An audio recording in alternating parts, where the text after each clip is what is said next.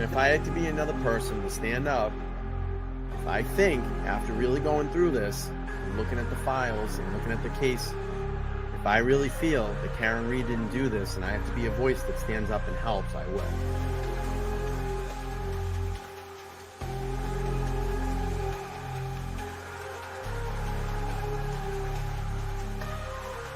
We're expecting to learn more about the allegations against the girlfriend of a Boston police officer who was found unresponsive in the snow Saturday morning. I-Team sources say Karen Reed was in a relationship with John O'Keefe. She's facing charges including motor vehicle homicide and manslaughter. We're the only ones fighting for the truth of what happened to John O'Keefe. And me and my family and my attorneys and my team have marshaled every resource to get to the truth. Just feels like no one else wants it. Now, just to be clear, you didn't do it. We know who did it, Steve. We know. And we know who spearheaded this cover-up. You all know. And no, she didn't do it. No, she didn't do it. This is an innocent woman. She didn't do it. I tried to save his life. Yeah. I tried to save his life at 6 in the morning. I was covered in his blood. I was the only one trying to save his life. Why'd you admit to it? She didn't admit to it. She didn't admit to anything close to that. Nothing close to that. And you should know that. That was like 3 or 4 times she admitted to it. No, she didn't. That's not true. She asked a question. She asked a question, which is very different. She didn't admit to anything.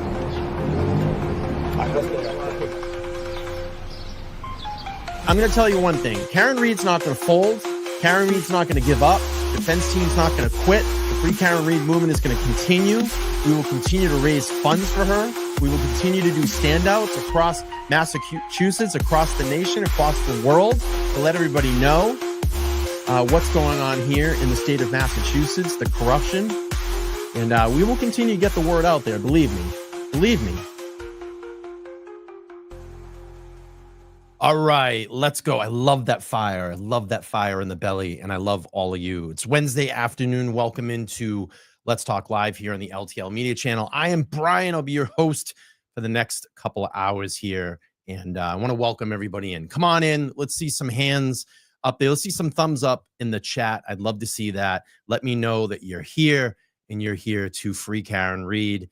And we got a lot to get into today. I want to get through the cross-examination of Hanky Panky the other day, crossing Dr. Russell. Of course, well, he didn't have enough time, and he planned for more time, and he wanted more time, so they're going to bring Dr. Russell back in the first week of January. And I believe, what was that? The 7th, they're going to bring her back in, and Hanky Panky is going to get her way. And it was funny. I've been talking to a lot of people about this.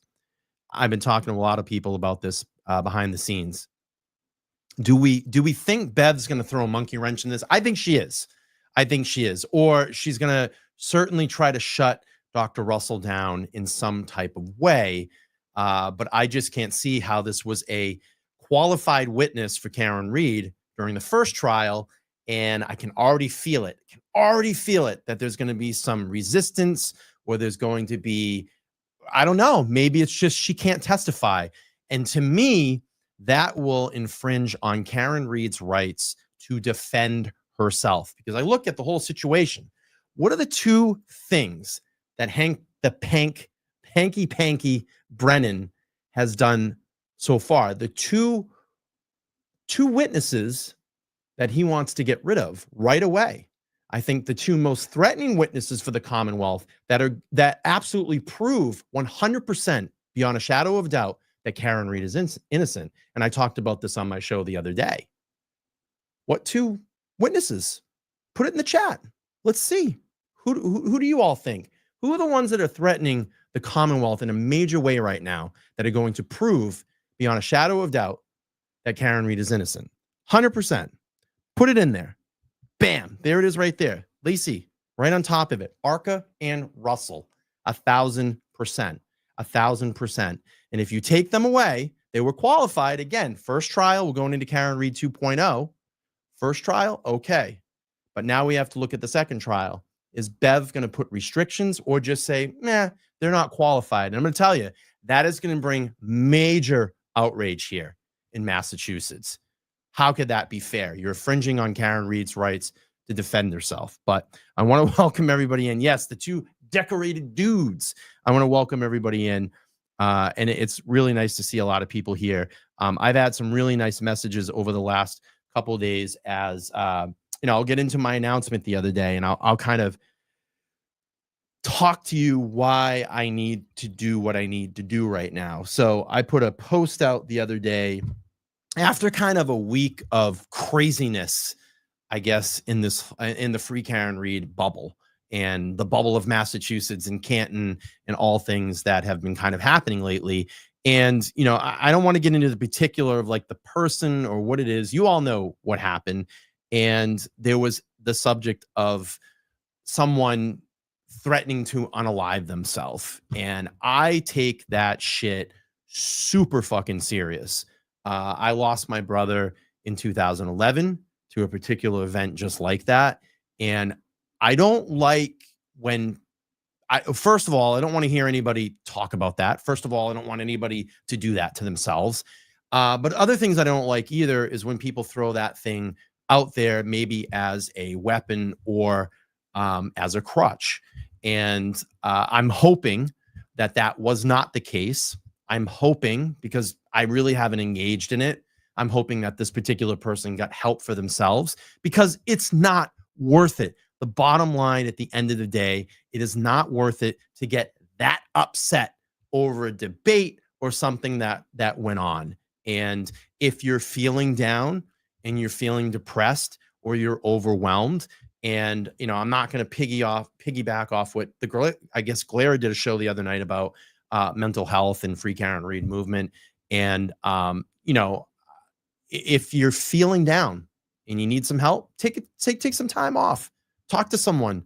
There's a million people out there to talk to. There's always help. And I don't want to see someone put themselves in a position to hurt themselves or hurt someone else. It's not worth it. That's not why we're here.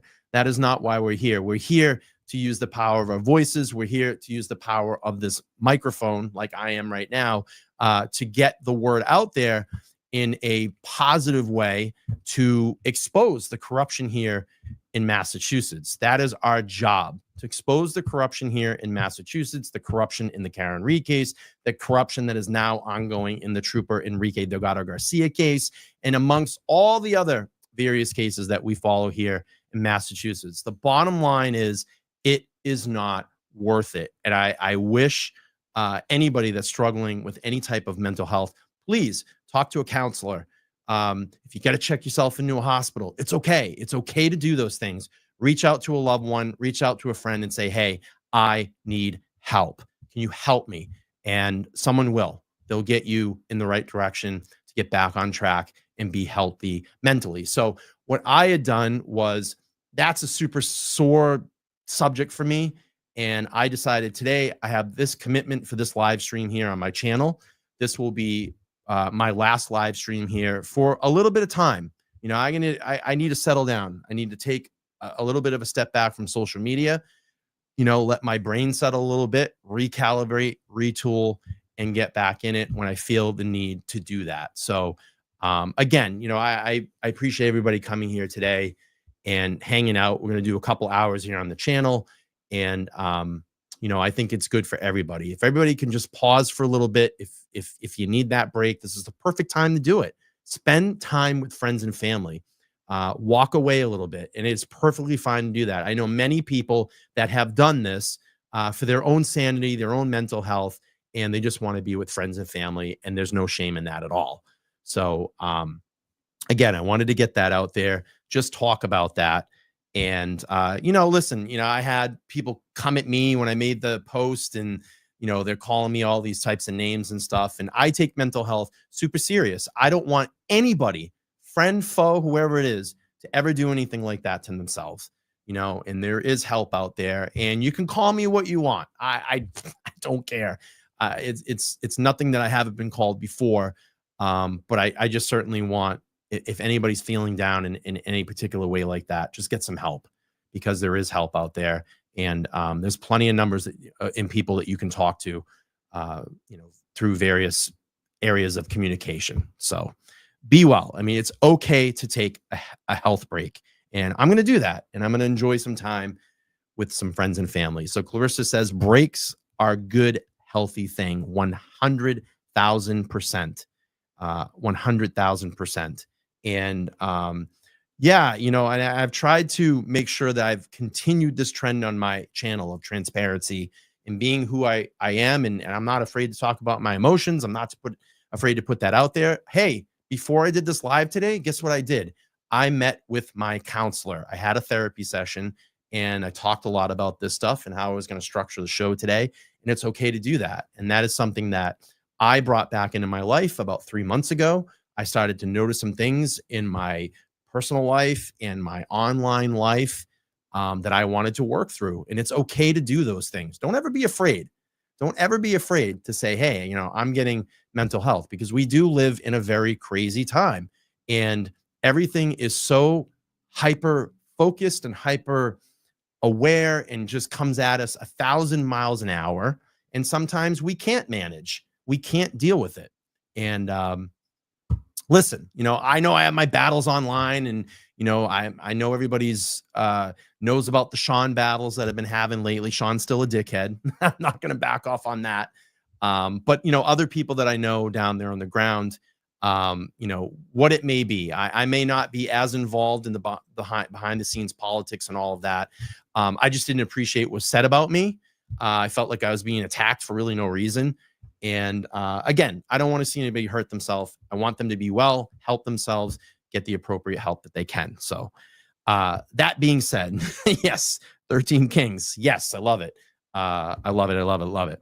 So let's talk a little bit about Trooper Enrique Delgado Garcia before we get into the rest of the testimony that I've been going through the last couple of days here. We're going to hear a little bit more from Dr. Russell today, according to the dog bite and John's clothes. And then we'll get into that small section of Hank Brennan when he started to do his cross with Dr. Russell. So let me just share my screen here. So last night I went out, I was out in and around the Foxborough area, and I went over to take a look at the Billboard. I haven't seen it at night yet, so I wanted to go drive by there last night.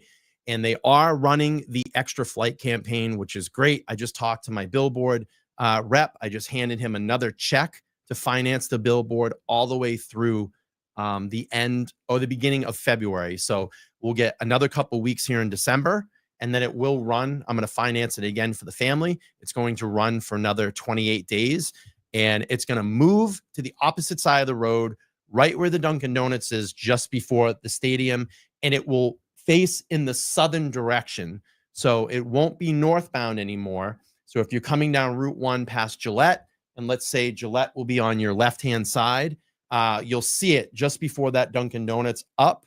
The digital board is on that side, and the other opposite side is the static. We have the digital board. It's going to be a shorter flight, meaning that the flight time that it stays up there won't be as long as it is right now. It's all I could afford at this time. And I'm hoping to do maybe some fun, you know, like crowdsourcing, so we can try to do this again. I'm trying to think of some bigger things that I can do right now. If we don't get any answers in the next, you know, let's see, 28, we'll add another 10, maybe 38, 40 days. If nothing drops or any information comes out, maybe we can run this again or do something bigger. I have a bigger idea. I just have to look into it and see if it's possible to do it. And you'll all have to stay tuned for what my next my next flight will be regarding the Delgado Garcia Billboard. So last night, again, like I was out there, I checked it out. Super cool. I wanted to take this kind of like victory photo, and I was glad to get out there and do that. And I mean, honestly, it's you know, it's a really great thing for the community.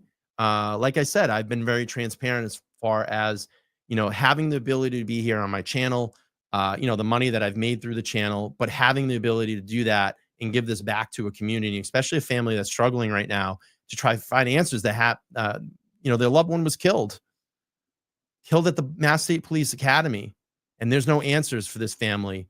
And, you know, I wanted to be an inspiration for people to speak up, and I'm waiting. We're waiting here, you know, and I've called it out 1,000 times. If someone knows something about this, please, if you don't feel comfortable reaching out to me, reach out to someone that you can trust in this. I mean, I know it's tough because we have a lot of organizations that are involved in this. And where do you go if you have information? But I'm hoping that someone will speak up soon because we need to get to the bottom of this. And the thing that's scary about it, and I talked about this on my show the other day, the thing that's very scary about this is, one, there may be people that are still at that academy that are going to bring in, I believe their next class is in the spring. They're going to bring a spring class in, and let's just say that there are instructors that are involved in this that are still employed at that academy. They're going to be able, one, to go ahead and continue to train those recruits, and two, what if this happens again and this is at the hands of a trainee? That's scary. Number two, the other thing that really, really pisses me off is that Enrique's class graduated. One, they hardly acknowledged it, which was terrible in that sense. But two, there are cadets that became troopers that were in this facility at the time that this happened and probably have information.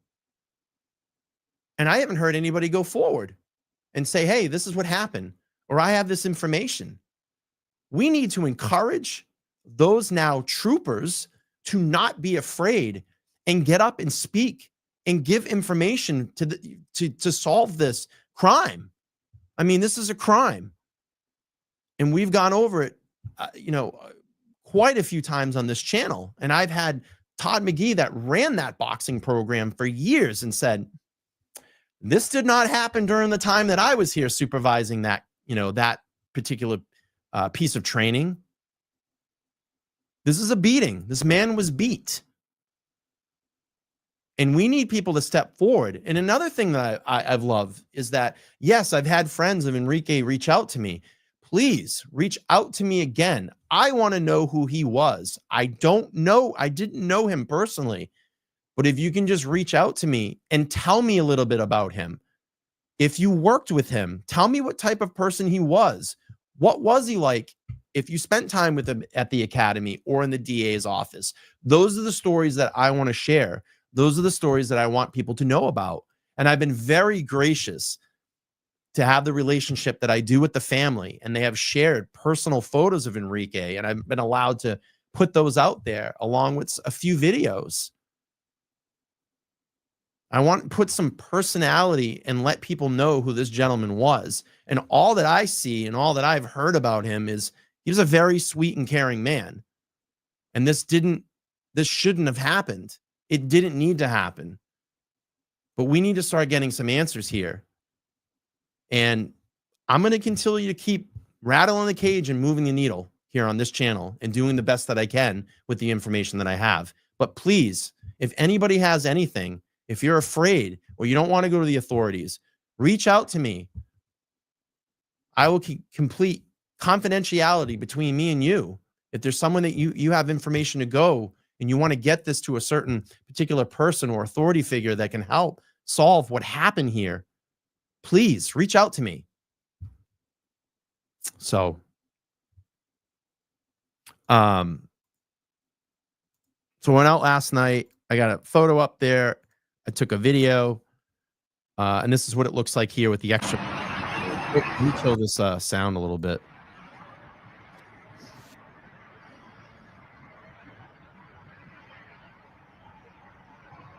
I do think they know. And you can see it's a little bit longer here.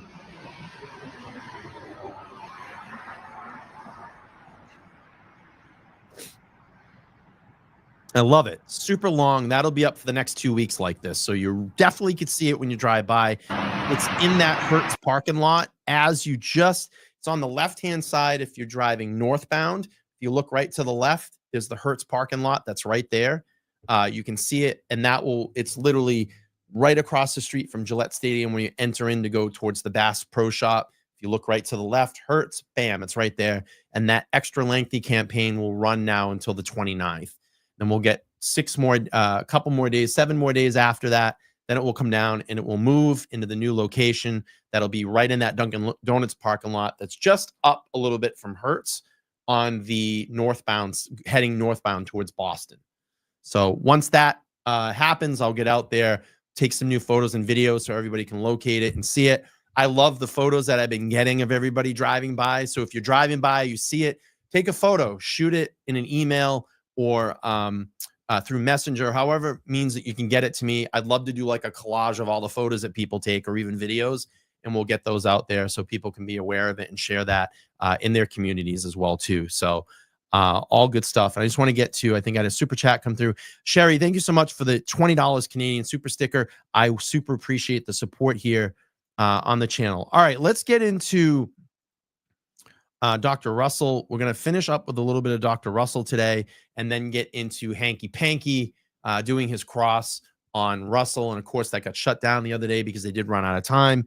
And I don't know. Here we go. We'll keep going here. Here we go. Let me start this up.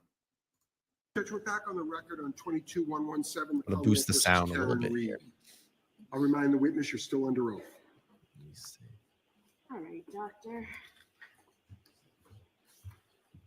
Thanks, Joe. Let me do this. I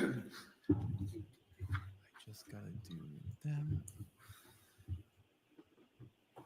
All right, Mr. Alessi, whenever you're ready. There we Thank go. you, Your Honor.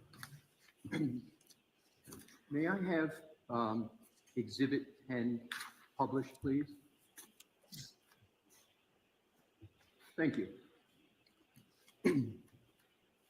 Dr. Russell, what has been published on the TV screen is Exhibit 10. Thank you. I am Will. Do you recognize it? Yes. So I mean, it's Nancy. I'll just say this. If you do a simple Google search, it'll give you those answers. I don't really want to talk about like money and funding. I think when we have the time to do some maybe public crowdfunding for it, you know, we'll get some prices up, but it's super easy. You can figure out in a Google search. Frankly, I don't care. I just wanted to do it and get it done and start bringing some attention back to this case. And that's what we did. You know, I made the impact in the area. I got the local news buzzing about it again. But I don't want them to fall flat on this. And I'm going to keep poking my sources to get them to keep talking about this. Because look, I'm only a tiny platform here. They have more of power of the community because their reaches are much bigger than mine. But I'm doing everything to keep trying to continue to elevate my platform here. But I do have a source in the local media now. And I can reach out to them to hope to keep reinvigorating this story and keep it out there. And I'll keep doing what I can from my platform as well in Enrique's case.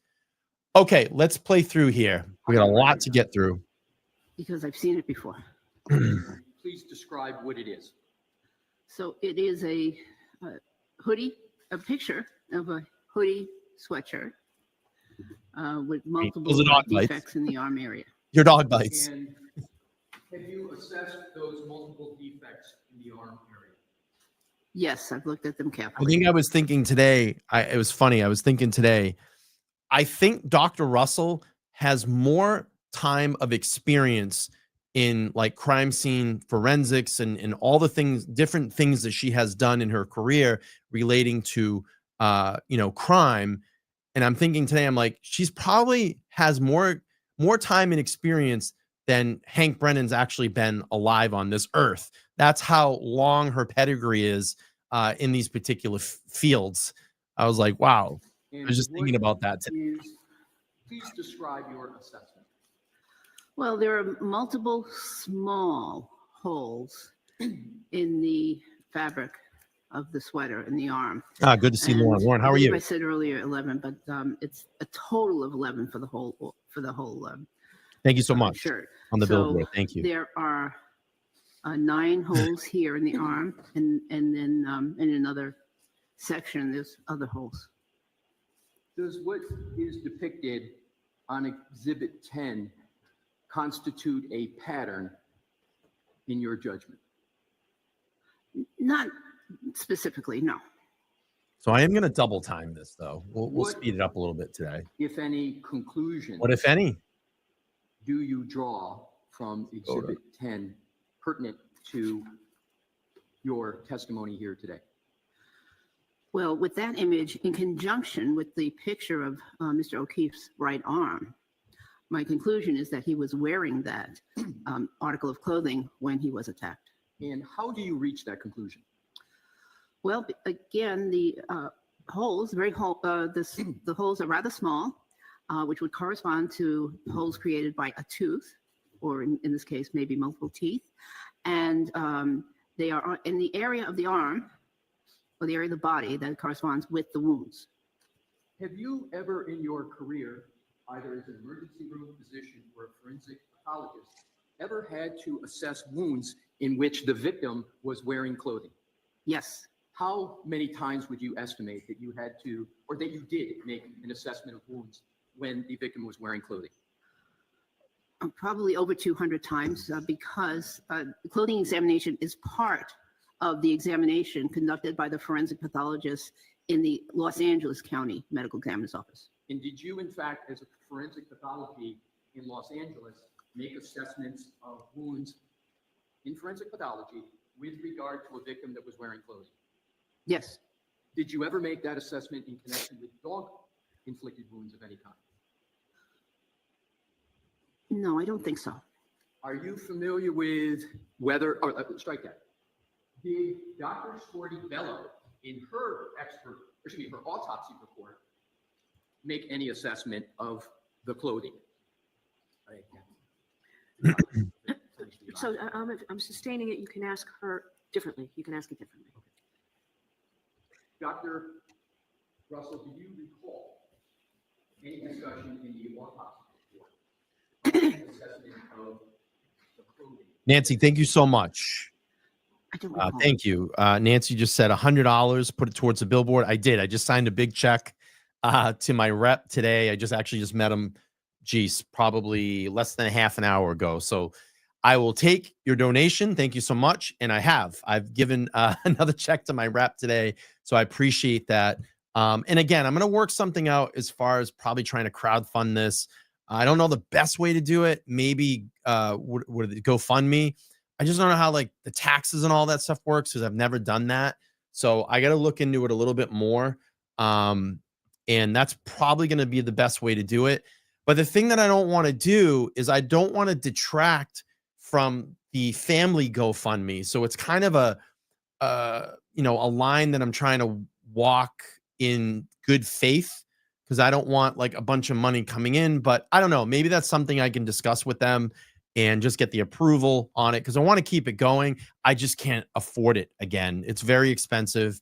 And, we'll probably try to find some creative ways to keep doing it. Again, and I appreciate that. Thank you so much. I really do appreciate that. And it definitely did help. It does help. All right, let's keep going. Dr. Russell. If we showed you the autopsy report, would that potentially assist you in your recollection? Yes, Do you have it with you still? I do. Go ahead and take a look at Yeah. it, Doctor. Thank you, Your Honor. Bless you. Yeah, I don't. And that's the thing. I just don't know how to do it. I don't feel comfortable people sending me a bunch of money through like Cash App and Venmo. I really don't because I'd rather have something that has a goal. And then when it's hit, we know that goal is hit. That money is transparent. We cut the check and it goes to the billboard. You know what I mean? Where GoFundMe and Cash Apps that are coming in, there's really no transparency on it. How to, you know what I mean? I just really have a safer place where it's just transparent. Here's the goal. Bang, this is what we have to hit. Once the goal is hit, the money's released, the check is written. I can put the receipt up online and we know that it's paid for. So I'm trying to figure it out. So yeah, fundraising towards dual purposes with transparency is something I can help you. Perfect. Thank you. I love that. So I'll work with Lacey and we can figure it out that way. But I want to make sure that I get the family's approval as well. Like, hey, look, I want to continue this campaign, but I don't want it to take away from their GoFundMe too, because I want to be sensitive to the family. And they have a big goal to hit. They're only at like 46,000. They're trying to get to the $60,000 goal. And I want to try to help on that as well too. So we'll figure it out.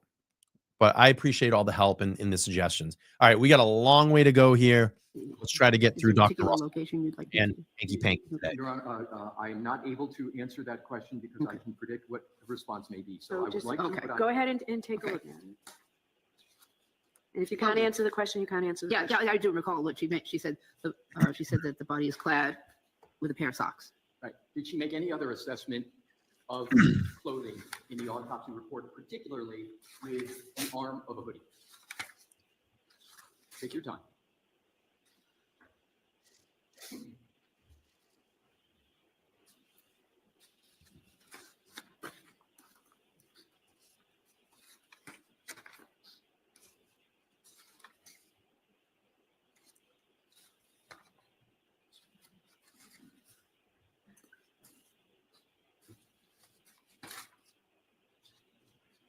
Since the report's in evidence, if you want to suggest a page, you can. I might be suggesting a negative, Your Honor. Okay. I'll proceed with whatever way you want. Is there any objection to just answering this question? Okay. Okay. All right. Go ahead and suggest the answer to her. Is it correct that the autopsy report does not contain any assessment of the clothing as being relevant to a nature and source of the wound? Welcome in. I reviewed the autopsy report very thoroughly, and I don't recall any description of this. Thank you for the leeway, Mr. Brennan, in Your Honor. Now let's, if I could, Your Honor, publish Exhibit 11. Yes. Did I miss it? Thank you. Did I just miss it? I wasn't paying attention. Do you recognize Exhibit 11? Yes. What is it? Did I miss it, Lacey? I Back. did, didn't I? Let me go back. Recall any discussion in the autopsy report, assessment of the clothing that the deceased. Ah, clothing. I don't recall. If we showed you the autopsy report, would that assist you, potentially assist you in your recollection? Yes, Do you have it with you still? I do. Go ahead and take a look at Yeah. it. Doctor. Thank you, Your Honor. Bless you. Thank you. Let's see. Is there a particular location you'd like me to? Your Honor, I am not able to answer that question because I Okay. can predict what the response may be. So So I would just, like to. okay. but I- go ahead and take a Okay. look at it.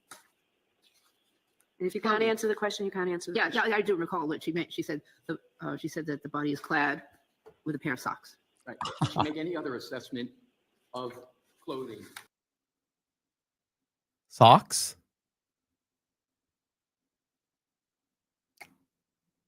Socks?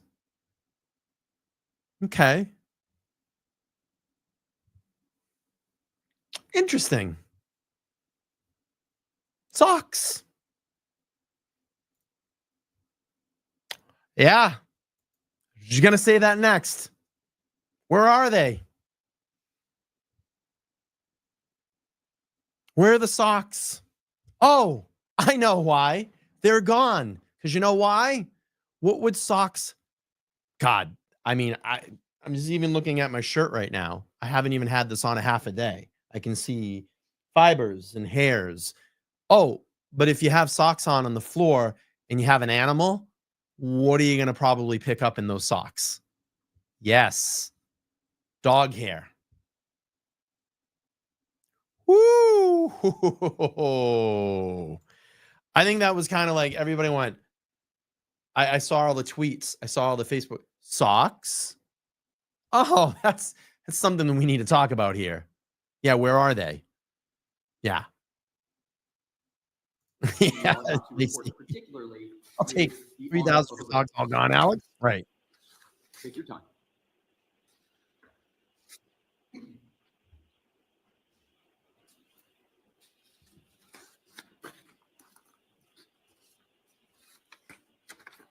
Body was clad with socks. Great.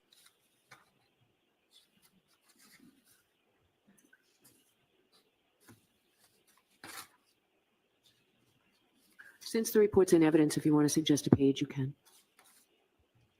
You might be suggesting a negative, Your Honor. Okay. I'll proceed with whatever way you want. Is there any objection to just answering this question? If you Okay. want to lead on this question. Okay. All right. Go ahead and suggest the answer to her. Is it correct that the autopsy report does not contain any assessment of the clothing as being relevant to a nature and source of the wound of the deceased? I reviewed the autopsy report very thoroughly, and I don't recall any description of this. Thank you for the leeway, Mr. Brennan, in Your Honor. Now let's, if I could, Your Honor, publish Exhibit 11. Okay. Thank you. Oh yeah, and before I forget, on, let's see. Let me just see the date here again. January 8th. I'm going to have live in studio, and I'm apologize if I'm going to get this name wrong, but Dunja Perkins will be live in my studio, and she is going to challenge Michael Meatball Morsi in the next election. So she will be here. We're going to have a live interview in studio, and I hope that you all can make it. So that will be on January 8th. I'm going to get the tile up and all of that up pretty soon and have all the particulars nailed down. She's going to challenge Michael Meatball Morsi. So maybe we can get someone out of that seat, someone that's going to actually get in here and clean up the DA's office. We need that. So I'm going to have her live here in studio. I think it's going to be a great live. I want to hear about what her plan is to go in and clean up the DA's office and get some justice and transparency here going forward. And I'm going to ask her some pretty tough questions. So that's going to be really great. All right, let's keep playing through Dr. Russell. Do you recognize Exhibit 11? Yes, What is it? it's the back portion of the same hoodie. Same hoodie. Did you assess the back portion of the hoodie as depicted in Exhibit 11? Just by the photograph. Yes. Did you reach any conclusions with regard to Exhibit 11? Let me just share. I'm going to share her justice page really quick. If anybody's interested in going and reading about her, I'm going to drop. I love .com. When people get .com, they just get it right. But I'll drop her link in the chat. So she'll be here on January 8th. She was very gracious that she's going to run for candidacy for Norfolk County District Attorney. And I'm really excited to have her come in and sit in the studio and educate us about politics and running for district attorney. This will be the first politician that I actually am going to have in the studio, and that I have the opportunity to talk to and ask them the tough questions and say, what makes you a better candidate than Michael Meatball Morsi? So if anybody's interested, please go over. You can see her site there, and I think it's going to be a really great opportunity. Let me just go up here. I saw a couple of super chats come in. Jen, thank you so much. She said Brian Alberts, Dreyer ate them or Chloe chewed them. Yes, and thank you so much for the $10. I love that theory. Moochie's $10 says, thanks for all you do, Brian. All your hard work is so appreciated. Enjoy the YouTube vacation and have a wonderful holiday. Thank you. I appreciate that. I'm going to like I said, I'm going to disconnect for a little while here after today's live. Well, I got one more commitment tomorrow, and then after tomorrow, I'm going to take a little bit of a break. I'm going to wind down a little bit. Ellie, thank you so much. $50 says, put it towards the billboard. By the way, it looks great. Saw it 2 nights ago. I love that. Justice for Enrique. Hashtag Justice for Enrique. Yeah, like I said, if you pass it, you go by it, send me a message. Take a photo of it. Don't hurt yourself driving by. I don't want somebody to get in an accident. But if you're in a position to be able to pull over, take a photo of it or whatever, send those photos to me. Let's put them in a photo collage and get them out there and let people know here that we are serious about justice and we are serious about getting answers for Enrique Delgado Garcia's case. So thank you. That was very kind. I appreciate that. Let's get back up to Dr. Russell and keep going here. Nothing. Was there anything relevant that you determined? Yes, decompress. Thank you. Not that I recall was significant. And was Exhibit 11, in your judgment, necessary assessment? No, Lauren, you don't even know. Render the opinions and conclusions you have testified to here today. Well, you should. I mean, the person should look at all the evidence, yes. Right. And so after having looked at Exhibit 11, what is your conclusion as to whether it informs the question of the nature and source of the injuries? It doesn't help. With regard to Exhibit 12, Your Honor, if I may have that published. Do you recognize Exhibit 12? Yes. What is it? So this is a close-up That's of one of the functional. holes. That's a canine. That is on the right sleeve of that hoodie, in the part that you can see from the No, anterior I'm not view. making the switch to blue sky. I'm staying on Twitter. But is it the anterior or posterior of the arm? It could be it could be It's a dog posterior because shoe. you only get. Let's just get it right. It depends on how it's worn, basically, and how the material lies, the way it's photographed. So I meant anterior view, meaning the picture, the first picture we saw, which was generally the anterior view of the hoodie. What assessment did you make, if any, with regard to Exhibit 12? Well, it's a small hole. It is consistent with a puncture created by a small object such as a canine tooth. And it appears that some of the fibers are actually pointed outward. Some of the clothing fibers are pointed outward from the wound. Yeah, let's just here. I just did a quick Google search. Quick Google search. Dog chewed my hoodie. Look at this. Gee, that looks familiar, huh?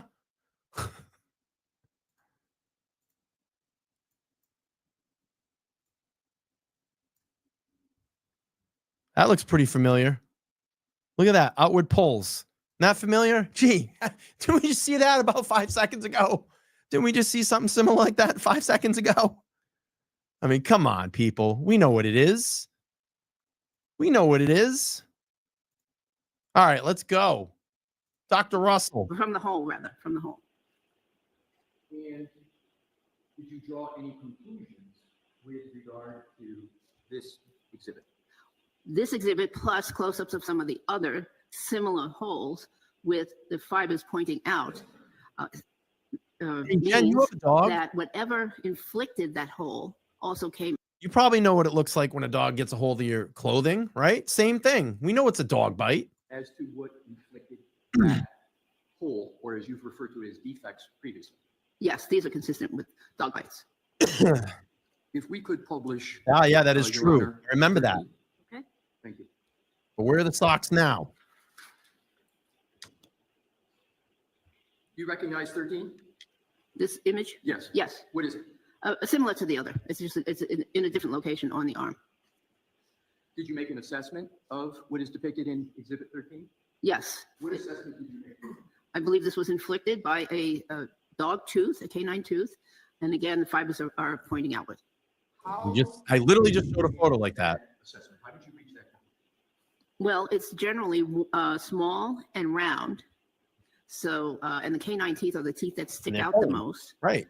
when a dog bites. So this is consistent with the canine bite. All right, real quick, let me pause this. Spanky Hanky, $20. Thank you. Says thank you and happy, safe rest and peaceful holiday season to you and yours as well. Thank you. I do appreciate that. All right, let's keep going. Dr. Russi. Your Honor, may I have 14 published? Yes. Thank you. You recognize what is depicted on Exhibit 14? Yep, Yes. another dog bite. It's a similar wound on the arm area of the hoodie, but this one wound has hole, similar hole, except it's a little larger in one dimension, and given that cloth has some stretching capabilities, and there was movement between the victim and the dog, the stretch was caused by the tooth. How did you determine there was some movement between the victim and the dog? Because he was alive and when these were inflicted, and it is normal behavior to move, and also just the configuration of the wounds we discussed earlier, there was some movement around the elbow area. Your Honor, may I have 15 published? Yes. Thank you. You recognize what's depicted in Exhibit 15, Dr. Russell? Yes. How do you recognize it? Well, how do I recognize it? Because the clothing pattern is very similar to all the others. I saw this previously. And again, it is a picture of the sleeve of the hoodie. Which sleeve, right or left? Right sleeve. Please continue. And it has a hole. This hole is longer than it is wide. And but yet it still is consistent with a tooth entering through there. And what conclusions, if any, did you draw from what is depicted in Exhibit 13? that this was part of a dog bite. And just so the record is clear, are all of these holes or defects, as you refer to them as in the hoodie, are they all on the right arm? Yes. Okay. So let's go to, or excuse me, Your Honor, may I have published Exhibit 15? Yes. Thank you.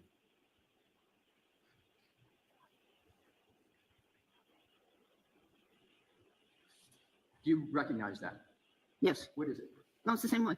Joseph, thank you. $2 super. May I have sticker. 16? Look at all the Yes. dogs. A lot of dog avatars today. It's good stuff. I like seeing Dr. everybody's Russell, dogs. do you recognize what Thank you, Joseph. is Exhibit 16? Yes. What is it? So it's two holes. Generally, I'm sorry to interrupt you, but you say there's two holes. Is there anything that is a marker on this picture that shows you that are two holes? very good. Yes, there are two holes, one labeled number 3, one labeled number 4. They're in close proximity to one another.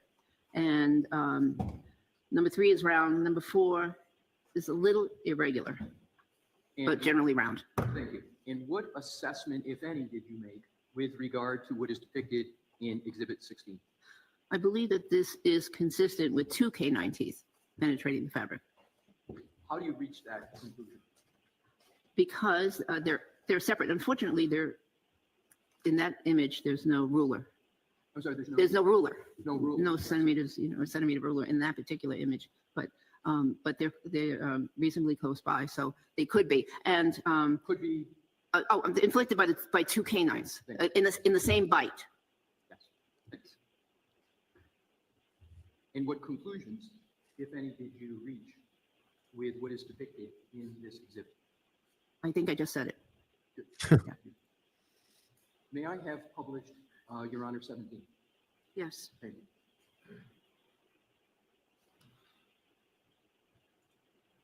Do you recognize what is depicted in Exhibit 17? In this exhibit, Yes. yes. What is it?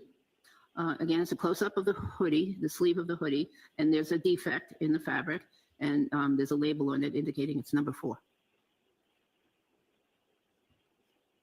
And did you assess Exhibit 17 before today? Yes, I did. What conclusions, if any, did you reach with regard to what's depicted in Exhibit 17?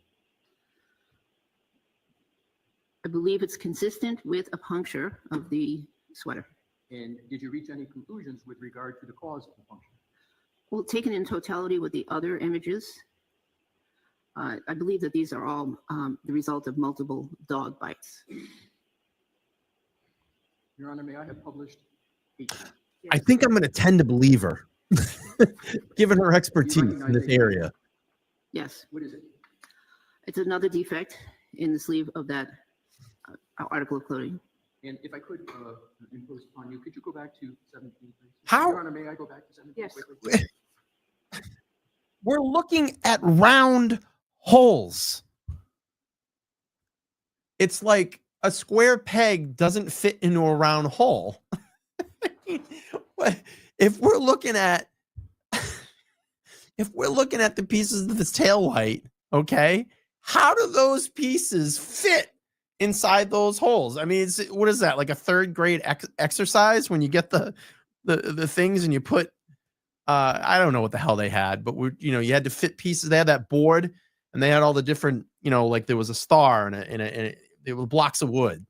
It was like a star and a triangle and a circle, and you had to put them through, and they would, I think they timed you, you could play games this way, right? How the hell does taillight pieces fit into that hole? Those are canine teeth. I just literally Googled a photo within 30 seconds and showed you, and it's on Reddit, and it said, my dog chewed through my sweatshirt. And it's literally the exact same, I don't know, tears or I don't want to say injuries to this sweater, but it's the exact same thing. How does that perfection? There you go. Yeah. Perfection. How does that fit? If I gave you a piece of taillight, here you go, right there. There's a fucking triangle right there. Those taillight pieces, how does that even fit in there? With an elongated hole like that, A tooth is much thicker than that. You know, let's just say number 4 is a piece of tail light. It's thin. I don't get it. I don't get it. I see it. Maybe, I don't know. The jury didn't fucking see it. I don't know how they didn't see it, but pretty simple. Maybe they need to play perfection. This defect, as you call it, occurs in, right or left? Right. Your Honor, may I go now to 18? Yes. Thank you. Please continue with your assessment of Yeah, tail light did what is that. depicted in 18. It's another defect of the arm, of In which the right arm of the hoodie. And it's generally circular in configuration. There seems to be fabric fibers exiting the wound. And any further assessment you made with regard to what's depicted in Exhibit 18? No, similar to the above, previous. Did you reach any conclusions as to the source of the whole defect, as you refer to it in, as what's depicted in Exhibit 18? I believe it is from a tooth of the dog. May I have, Your Honor, published 19? Yes. Thank you. You recognize, Dr. Russell, what's depicted in Exhibit 19? Yes. What is it? So it's multiple defects in close proximity to one another. Circular defects generally, but there's at least 1, 2, 3 in that image. Did you make any further assessment of what is depicted in Exhibit 19? I believe these are from the teeth of a dog. Oh, excuse me. Are you able to tell which teeth of the dog made those defects? Not exactly. How is it then you come to the conclusion it is from a dog's tooth when you say that you're not able to tell which tooth? I didn't understand the question. In your experience, Mhm. are there times where you conclude that a wound is from a dog, but you don't know which specific tooth of the dog that caused it? Oh, I have a Yes. fan. Do you? Okay, thank you. You got a fan in the room. See, the thing is, James, if you watch the beginning of the stream, I talked about all of that. I talked all about that, James. So you must have missed it. So why don't you go back and rewind? But I'm going to keep hanging out with my friends here and going forward. If we could, Your Honor, please publish 20. Okay. Thank you. Do you recognize what's depicted in Exhibit 20? Yes. What is it? Again, the a picture of the right arm of the hoodie.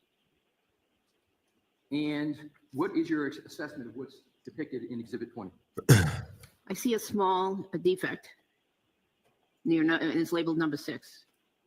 And what is your conclusion as to the nature and source of the defect? I don't really have a conclusion on this one. Your Honor, could we please publish 21? Yes. Do you recognize Exhibit 21, Dr. Russell? Yes, What is it? there are 2 defects in the right arm of the hoodie. And there's a ruler. They're about 3 centimeters away from one another. Did you reach any conclusions with regard to what is depicted in Exhibit 21? Yes, What conclusions did you reach? they're from dog. And how did you reach that conclusion? Because they're consistent in appearance with a defect that would be caused by canine teeth. May I have published, Your Honor, 22? Yes. Thank you. Dr. Russell, do you recognize Exhibit 22? Yes, And did you make an assessment as to what is depicted in Exhibit 22? well, it's a photograph of the right arm of the hoodie with the number 7 label pointing to a particular area. And what observations do you make, if any, from what's depicted in Exhibit 22? On this particular projection, I can't really see the defect. So Your Honor, may I just quickly go back to Exhibit 20 and 21 for one question with each? Thank you. Which arm of the hoodie is depicted in Exhibit 20? The right arm. And if we could please, Your Honor, go to 21. Which arm of the hoodie is depicted in 21? The right arm. And if we could go to Exhibit 22. I think you answered, but I want the record clear. Which, are you able to tell which arm of the hoodie is depicted in Exhibit 22? Well, yes, because I know that the only labels placed on this article of clothing were in the right arm area and the chest. And this contains a label, so this is the right arm area. How do you know that? How do you know Because that the only labels were placed on the right arm? Because we saw the overall picture. May I have published, Your Honor, 23? Yes. You recognize what's depicted in Exhibit 23, Dr. Russell? This one? Yes, do you recognize that? Yes. What is it? So it's it's a close-up picture of the right arm of the hoodie. And there's a number 7. And number 7 is pointing to a defect, small defect, several millimeters in length on that fabric. How, if at all, does the ruler in these pictures contribute to your assessment of the defects in the clothing? Well, they give an overall measurement of the wound, of the holes, the defects, as they currently were when the photograph was taken. But we have to keep in mind that fabric stretches, and when it dries, it contracts.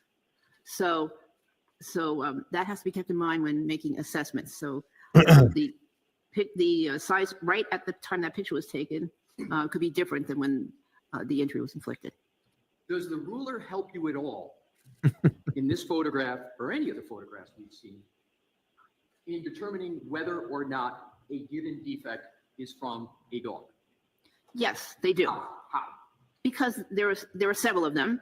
The configuration of the collection of the defects are in certain area, and actually it's the area that corresponds with the area of the decedent's arm where the injuries were. And they're significantly smaller than, for instance, what you would see in a gunshot. James, you know what my brother would say? My brother would say, "You're doing a great job. Keep doing what you're doing." And he would be proud of what I'm doing. Because I was proud of all the achievements and the accomplishments that he could do in his life. So if you think you're going to cut me down and hurt me in any way, it really doesn't bother me. Okay? My brother would be proud of what I'm doing. You know, and this is the reason that I get up on this platform and I talk about mental health and I help fight, and push back against corruption here in Massachusetts. So my brother would be extremely proud of what I'm doing today. He'd be very supportive of this. So he'd be really proud. Colleen, thank you so much for the $10. I appreciate that. But you know what? Listen, you mods have wrenches. You can do what you want to do. Get rid of this, this clown. He's just in here to disrupt, and it's perfectly fine. I mean, I'm hanging out with my friends today. So my brother would be super proud of what I'm doing.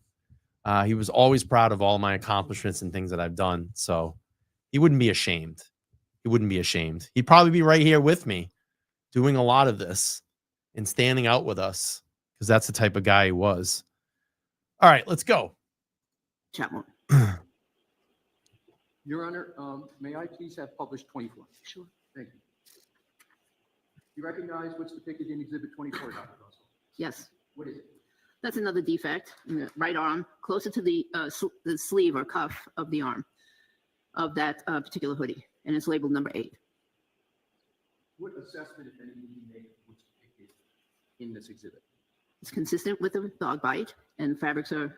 All right, I'm going to speed up a little bit. Why is it consistent? We're getting kind of, I get it. We're going through the sweatshirt. They're going through every single puncture wound on that sweatshirt. I really want to get to Hank Brennan. So I'm gonna speed up here. Let's get into the good stuff. I want to see. We'll speed up a little bit here. And I'm happy to provide a Mr. Brennan. It is the June 21st transcript.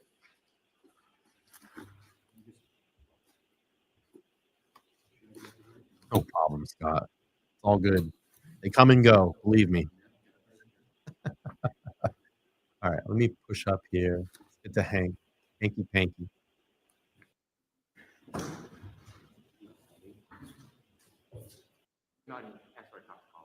All right, here we go.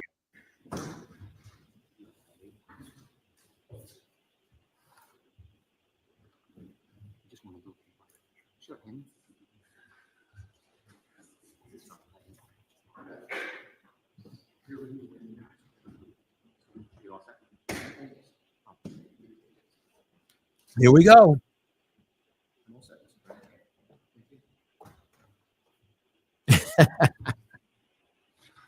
Good afternoon, Dr. Russell. Good afternoon. My name's Hank Brennan. We haven't had the pleasure of meeting before. Good afternoon, Mr. Brennan. I'm going to ask you a few questions, if that's okay. Yes. Thank you. You shared with us that you have an extensive... How do you not look at this guy and see the Nutty Professor right away? Jerry Lee Lewis, Nutty Professor. I see it every single time I look at this guy. He's got the voice too. But let's see what Hank Mobman Brennan has to say, and we'll get through Dr. Russell's cross. History of experience in the emergency room. Yes. And in the emergency room, you see all types of injuries, don't you?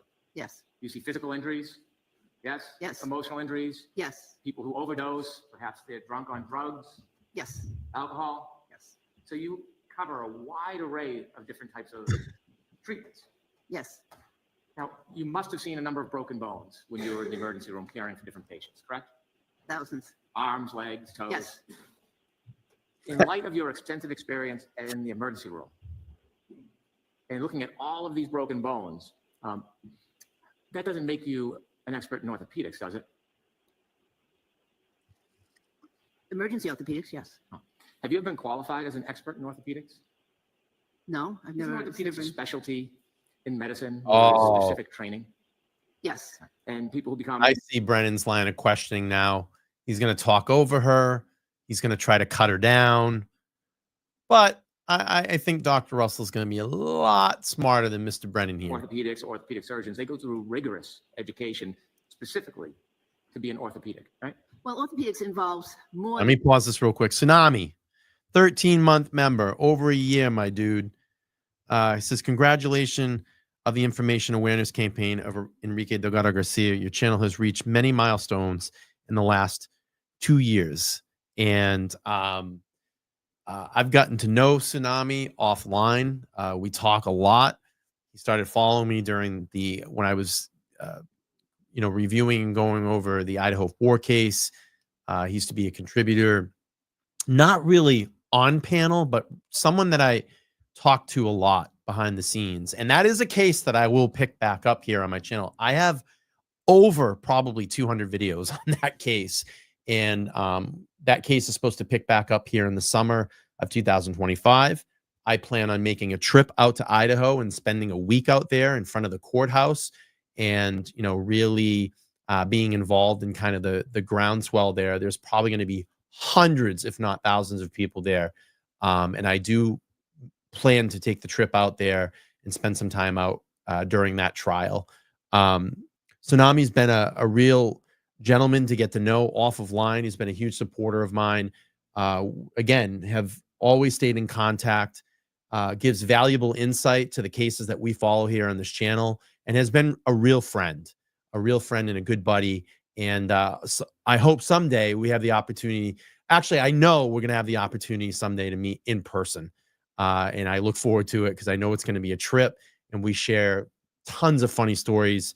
There's never a phone conversation that there's not a laugh coming out of him, and is just a great dude.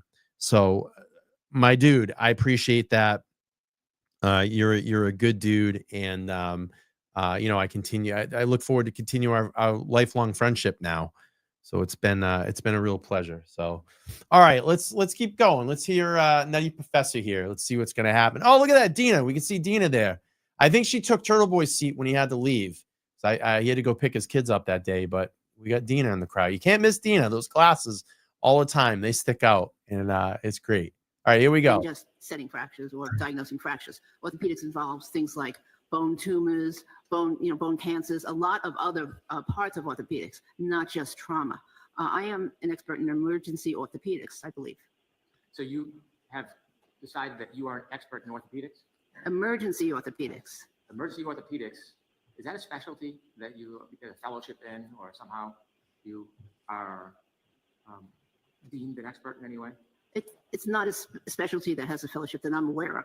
I see. So you are proclaiming that you yourself think that you're a emergency room orthopedic. I have expertise in emergency orthopedics, yes. Are you an expert in orthopedics? The whole field of orthopedics, no. And you don't have any specialized degrees in orthopedics, do you? No. You would agree that somebody who's gone through the rigorous requirements of being an orthopedic qualified, they'd have much more experience in that than you. True? In general orthopedics, yes. I have a lot of experience in orthopedic trauma related to emergencies. Have you ever been in any court where you've ever been qualified as an expert in orthopedics? It was never an issue. But I'm asking you, have you ever been in any court, state, federal, this country, any other country, where you've been qualified as an expert in orthopedics? No. Has anybody other than yourself ordained you as an expert in orthopedics? I haven't ordained myself as an expert in orthopedics. I have a lot of knowledge and expertise in emergency What a orthopedics. professional. Has any authority ever recognized you and qualified you as an expert in orthopedics? No. Just you. I haven't declared myself an expert in orthopedics. I have expertise. You've seen a lot of car accidents you shared with us Yes. as a police True officer professional here. Yes. in the emergency room. Yes, Perhaps when you were at the ME's office, you saw the consequence of car accidents. I did. Yes. Are you an expert in accident reconstruction? Reconstruction? No. And when you see And no, and she should have said, what she should have added to that, neither is Trooper Paul. Are you an expert in accident reconstruction? No, and neither is Trooper Paul. Next question. Yes. But you're not an expert in toxicology. I I'm don't not a think toxicologist, no. But toxicology is a part of emergency medicine. So we have training in orthopedic in toxicology. But no, I am not an expert in toxicology. I'm not suggesting you're unfamiliar with it or you haven't had experience or some training. I'm asking you if you think you're an expert. In toxicology? Yes. No, And you've shared with us that you agree you don't have any expertise in DNA. that's correct. In fact, you know very little about DNA, don't you? I would say that's pretty reasonable. Yes. That's what you said. Yes. You mentioned that you are generalizing or approximating Thank the you. number of Thank you. dog bite cases you've attended to in the emergency room relative to civilian dogs and domestic dogs. Is that right? Yes. And you've suggested that you probably treated about one dog a week over a period of 27 years. Yes? Which Yes. is 1,000 weeks in your estimation. Yes. You worked for some of the most busiest ERs. Was there a lot of patients every day that you treated? Yes. On average, how many patients Be right did back. you treat in the ER over those 27 years on a daily basis? Daily, I would think about 30. So if you're treating 30 patients a day over a course of a week, and you consider that in the context of 1,000 weeks, the amount of dog bite cases that you treated in the ER is about half of 1%. Wouldn't that be fair to say? No, you lost me on that. Okay. Sorry. Well, if you had one dog bite case a week, let's say you had 20 cases a day, 100 a week, Mhm. that would be 1% of your patients. Oh, it could. Yes. Yes. But it's the number of cases, not the percentage that was asked of me. I'm just asking you a question. Okay. I just want to clarify that. And so you said how many? 25, 30 a day? Patients, yes.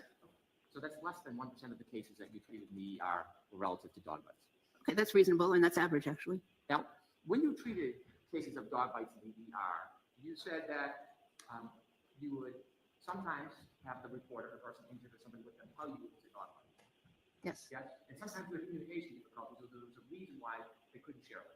Yes. And then you suggested that's how you came to this pattern recognition skill, is that you would have to determine the injury with no help from the reporter. I was always interested in dog bites, and yes, there were a few occasions when I had to use those skills in order to determine what kind of an animal it Let's was. talk about those few occasions. Why don't you share with us a story where you met a patient, if you can recall, where you had no idea what the injury may have been because there was no ability to communicate, and tell us about how you determined it was a dog bite.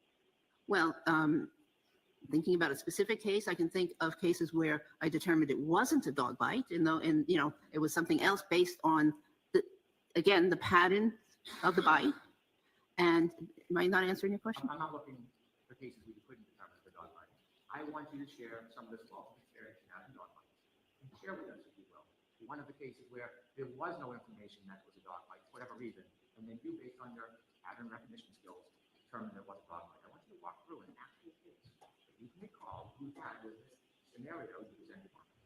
You know, I can't give you a specific case because, again, in the overall scheme of emergency medicine and the frequency that dog bites are to other cases, it's just not a case that I would remember, that kind of the specifics of the case. Interesting in supporting your past experience. You shared with us the side of these past experiences and presenting yourself as an expert in pattern recognition.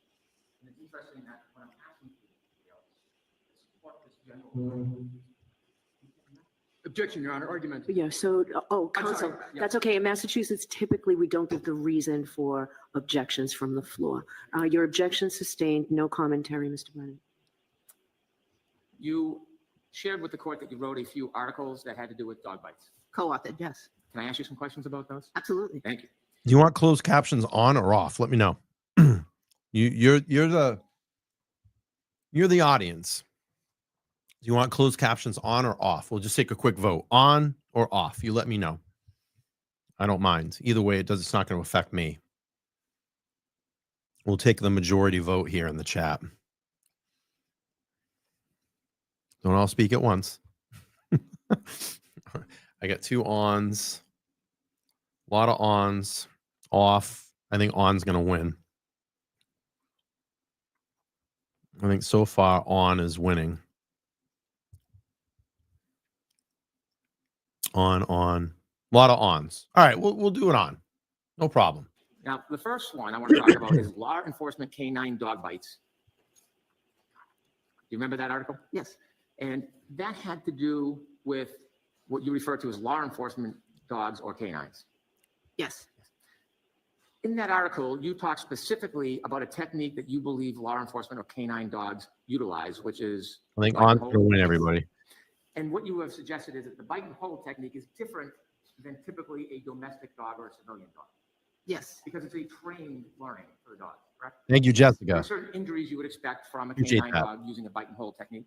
Yes. When you wrote this or co-authored this article, you didn't actually sit down with people who had wounds and compare the wounds to the dog that caused them, did you?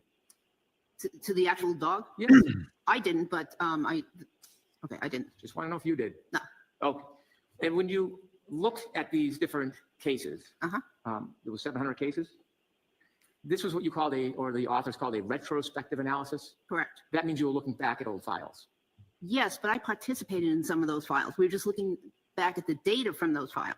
I participated in the care of some of those patients. I understand. Okay. And so when you went through the files, you didn't have the opportunity then to follow up and speak to any of the participants or the injured victims, did you? I spoke to many of the victims while I was treating them. When you decided to write this article, did you go back and speak to anybody? No. Moon. There's no mention in this article about pattern recognition in any way. No, that's not what the article's about. It's about something entirely different than what you've suggested today is your pattern recognition skills. Yes? That's correct. I recognized the patterns because I saw the wounds and I saw the injuries and I saw them over and over and over again. And I recognized those patterns throughout my career.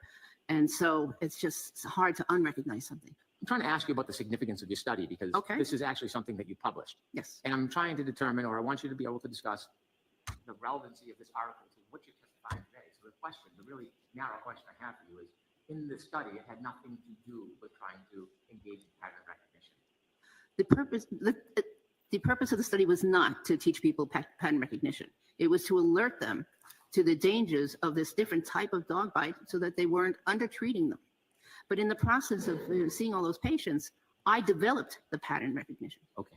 And so there was another article, Managing Law Enforcement Canine Dog Bites in the Emergency Department. Yes. Now that only comprised of 4 cases, yes? It was a case description. Of 4 cases. Yes. And do you know most studies usually include over 30 cases? It's not a study. I see. You reviewed types of injuries relative to civilian or domestic dogs or just canine?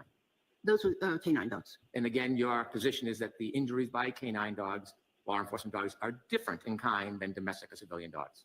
In general, when they bite and hold, those injuries are different. Sometimes they don't get a complete bite. And so this article didn't deal with civilian or domestic dogs. It dealt with only canine dogs. That's correct. Exclusively on the idea or the perspective of bite and hold injuries. It was on the perspective of you need to learn how to treat these. Bite and hold injuries. these dog bite injuries. Bite and hold. Yes, yes, yes. Okay. Now, again, in this article, there was no effort to identify wounds or use pattern analysis. It was the treatment of bite and hold injuries from canines, That's correct. law enforcement canines. Yes? Yes, yes. And then you also shared with us, in addition to these 2 articles on law enforcement dogs and bite and hold injuries, Yachty. that you did some revising, Hey, editing Peggy, of a how are book you? for a Dr. It's very nice. Bati.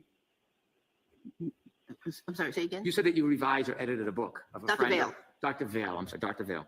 And when you were asked about what actually you recall about the topics, you don't really remember the topics of that book. You just remembered you edited it. No, I Edited remember the it. topics of the Okay. book. In the topics of the book, it was dealing with human teeth, wasn't it? Well, in most studies, professional studies by experts, isn't it routinely referred to as an hourglass shape? I haven't seen that at all. Well, have you read books on dog bites? I've read articles on dog bites. You've read books on dog bites. No, I have read articles on dog bites. Have you ever read this book? Do you recognize this as an authority? No. So for the record, you need to say what you just showed the I'm witness. showing Dr. Russell a book called Dog Bites, a multidisciplinary perspective, edited by Daniel S. Mills. Yep. Is that it? I'm sorry, may I see it? If the court would let me, of course. May I approach? Yes.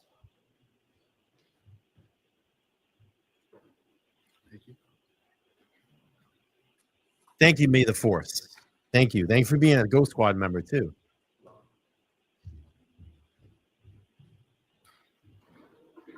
Thank you.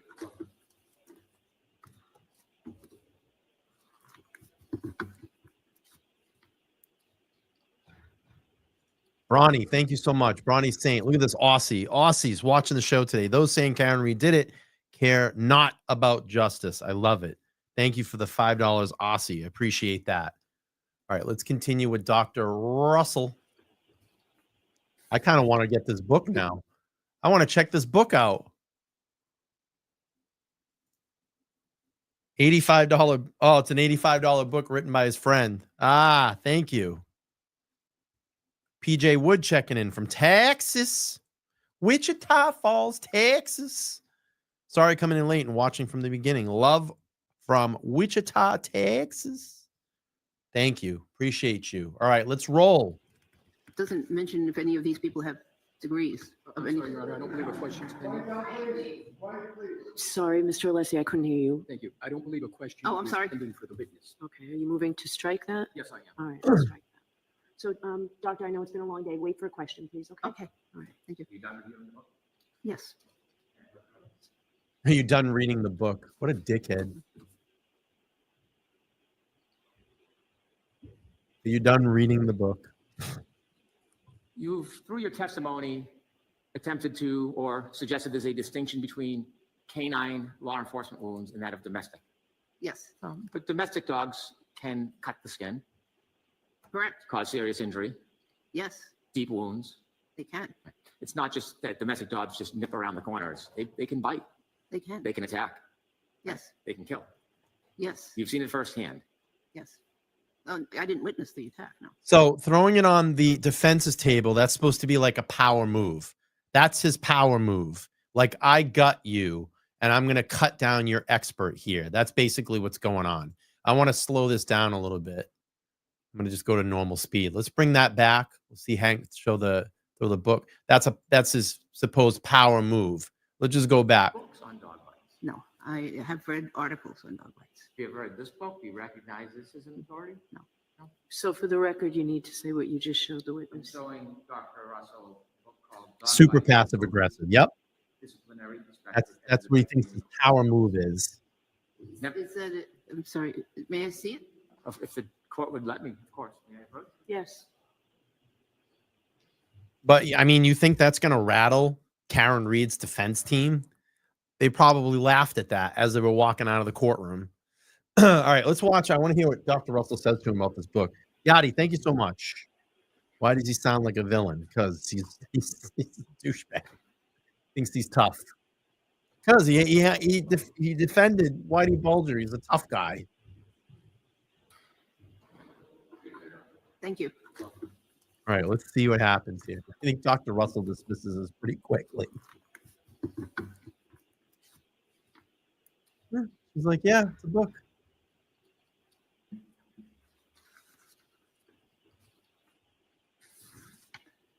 It doesn't mention if any of these people have degrees of I'm any. sorry, Your Honor, I don't believe a question's pending.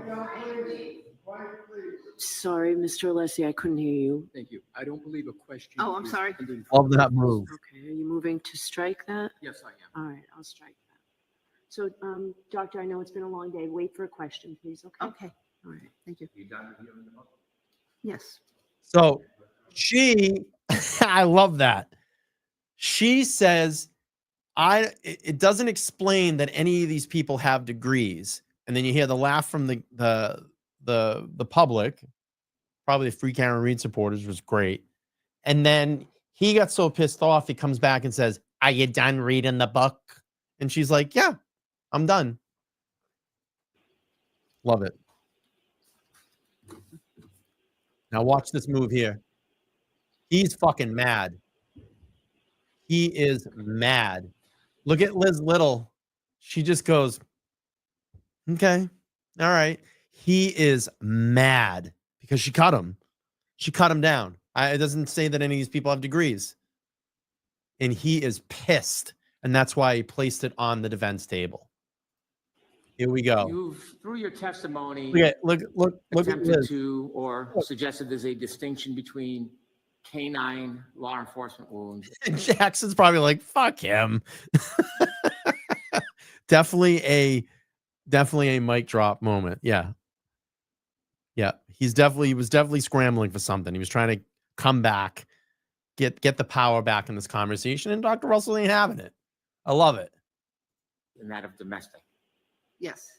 But domestic dogs can cut the skin, Correct. cause serious injury, Yes, deep wounds. they can. It's not just that domestic dogs just nip around the corners. They can bite. They can. They can attack. Yes. They can kill. Yes. You've seen it firsthand. Yes. I didn't witness the attack. No. Do you doubt that it was a canine attack? No. I didn't witness the attack myself. Oh, I understand. Firsthand is what you said. Okay. You made a firsthand observation of a dog bite in the 1970s when you were at a Artsy. training Yes. and one of the participants was bit.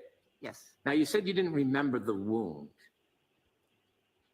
Do you have any memory of looking at what happened after a dog actually bit somebody firsthand? Objection, Your Honor. No, I'm going to allow its cross-examination on our test, based on our testimony. Say again. No question. Should I repeat, Doctor? Yes, please. Do you have any memory of what you saw of when a dog actually bit somebody, your firsthand observation? From 50 years ago, no. Right. When people came in an emergency room, you didn't actually see the bites or how the mechanics of it happening. You're treating it after they come and ask you for aid. Did you ever, in any of those emergency room experiences, go and see the dog? No. Did you ever have any other information about the dog, photographs, pictures, anything like that? Well, I did have other information about the dog. Give me an example. Tell me. Well, we had to fill out a dog bite report after a dog bite's requirement in Los Angeles County. So although most doctors don't have the time to do it, I tried to comply with that rule. So I would question the victim, try to find out the address of the dog if they knew it. Sometimes they did, sometimes they didn't. But I tried to get as much information as I could. Did you ever get any photographs? No. So it was just reporter information from the person who's coming for treatment or somebody that was assisting them? Yes. Okay. You provided a CV in this case, didn't you? Yes. In your CV, you list out some of your pertinent history and experience. Yes. Subsequent to your CV, you wrote a report and you signed it on the 9th of December, 2024. Yes. And it was provided to the Commonwealth, on December 10th, 2024, 2 days ago. Yes. There were a number of things that you offered in that report regarding your suggested experience that are just not in your CV. Isn't that fair to say? That could be. Yes. Of course, you can't put everything in the CV. Well, you didn't say anything really about dog bite experience in your CV other than your 2 articles, did you? No, I didn't. Okay. And you didn't mention anything about this specialized training or expertise in pattern recognition analysis. You didn't mention anything about that in your CV, did you? Can't mention everything. I didn't ask if you could mention anything. I'm asking if you mentioned She's good. that. Well, it says brief CB. She is on good. the top. I'll ask you again. Okay. Did you mention anything in your CV about pattern recognition analysis in your described expertise in them? No. In your report, and let me ask you before we get to your report, you testified at a voir dire in this case Yes. about a year ago, Less than that. and you then testified at trial. Yes. When you By testified, the way, there you go right there. Even the Commonwealth is confirming that she did a voir dire and she testified at trial. That's on the record now, even in this hearing. And if Bev comes back and says, we're going to limit her, or she's not an expert qualified witness, she's not going to be able to testify, even the Commonwealth just acknowledged it. Oh, I know. And this is a new trial. Right. But you know what? The Commonwealth just inserted it right now in this new trial. So it's on the record. It's on the record. testified in the voir dire and trial and in your CV, you don't mention the scores of peer review articles on dog bites that you studied, do you? Ask that question I'm again. sorry. When you testified 2 times before, Yes. did Do you it talk again. about the scores, as you describe it, of peer review articles that you've studied on dog bites? On the numbers of period. No, I didn't mention that. That's correct. Okay, and that's not mentioned in your CV either, You don't usually mention it in your CV about the articles you read. but I'm asking if you did. Oh, no, I wouldn't mention that in my CV. Okay, so let's talk about it now since you didn't mention it. You read scores of peer-reviewed articles on dog bites. Throughout my career, yes. Let's talk about the peer-reviewed articles that you've studied Yep, on that's right, pattern Charlie. recognition analysis of dog bites. Could you please give me a list of those peer-reviewed articles that you studied? I don't think there are any. She's smoking him. Well, you There said- are some mentions of pattern recognition in some articles. However, I don't think there's a dedicated article on pattern recognition of well, dog bites. you said in your report that you reviewed scores of peer-reviewed articles on dog bites.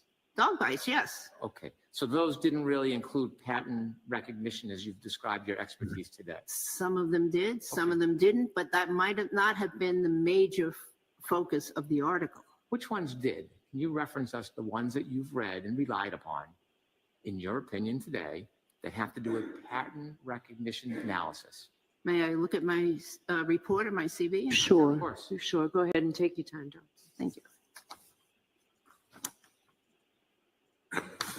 Okay, there is, and they might not have used the term pattern recognition, but that's what they're talking about in these articles. Okay.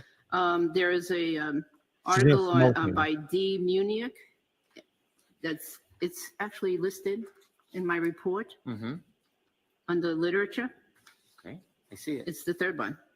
Yes, And that deals with pattern recognition it's analysis? part of the article. There was a lot more in the article than just pattern. Sounds like Hannibal Lecter from Silence of the Lambs. I ate his liver with a fava beans and a nice Chianti. Doesn't he? Kind of sounds like Hannibal Lecter.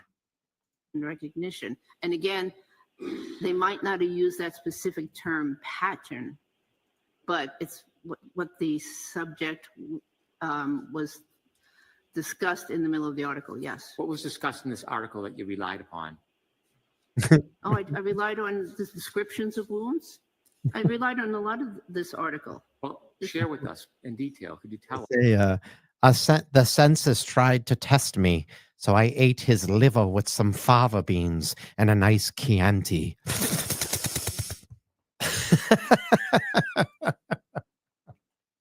I'm trying to think of some other lines from that. Hello, Clarice. It's good to see you again. Tell us what you relied on in that article as part of your opinion. Well, there was a description. There was an area that described wounds and fatal wounds in dog bites, and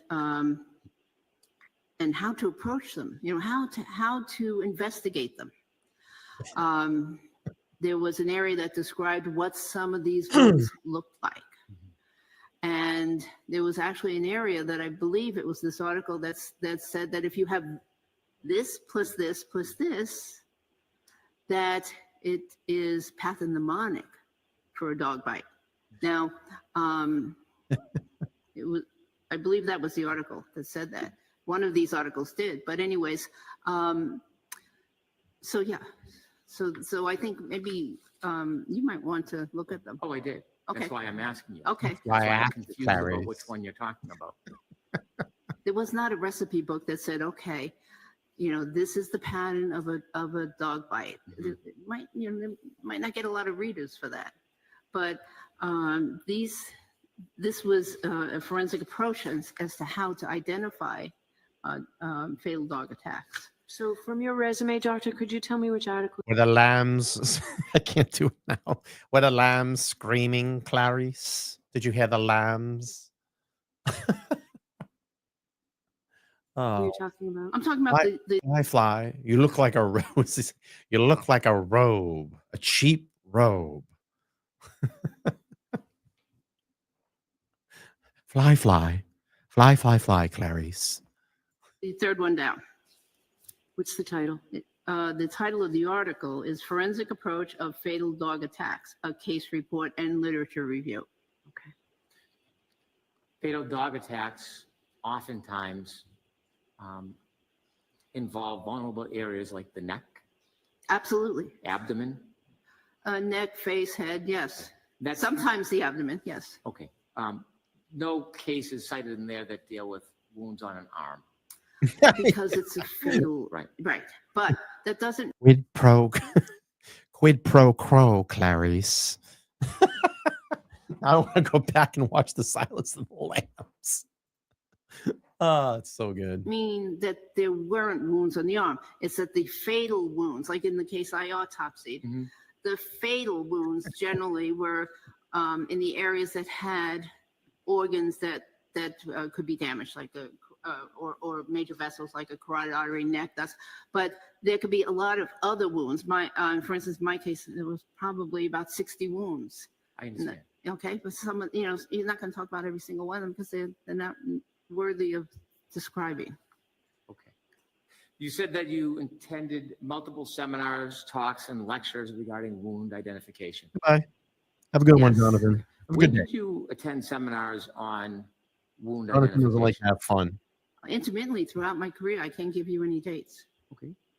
Goodbye. Were any of those wound identifications dog bite wound identification seminars? No, they were general wound identifications, and they may mention bites. Jonathan's gone. We don't have to Was deal there with any of Jonathan these anymore. seminars that focused on dog bite wounds? That focused on dog bite wounds? Yes. No. How about the talks you went to? Any of the talks focus on dog bite wounds? There were several talks that focused on bite wounds. I'm going to ask again. Were there any talks that focused on dog bite wounds? No. Lectures. You cited that you've attended lectures. decorated part of dudes. this experience. Can you recall specific lectures that focused on dog bite wounds?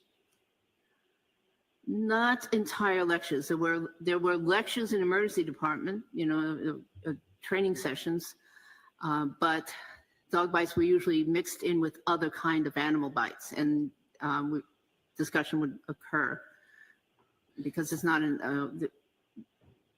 you have to use up an hour usually when you go to one of these lectures, and there were other animals to talk about besides dogs. In these lectures that you went to that didn't focus primarily on dog bite wounds, did they talk about pattern recognition analysis of dog bite wounds? Generally not the emergency medicine ones, because that's actually not really a major focus. The focus in emergency medicine is treatment. I'm a bit unusual because I have this interest that I've had for many years. So it's fair to say none of the multiple seminars, talks, lectures that you attended had any focus on pattern recognition analysis of dog bite wounds. None of them had any focus. That's correct.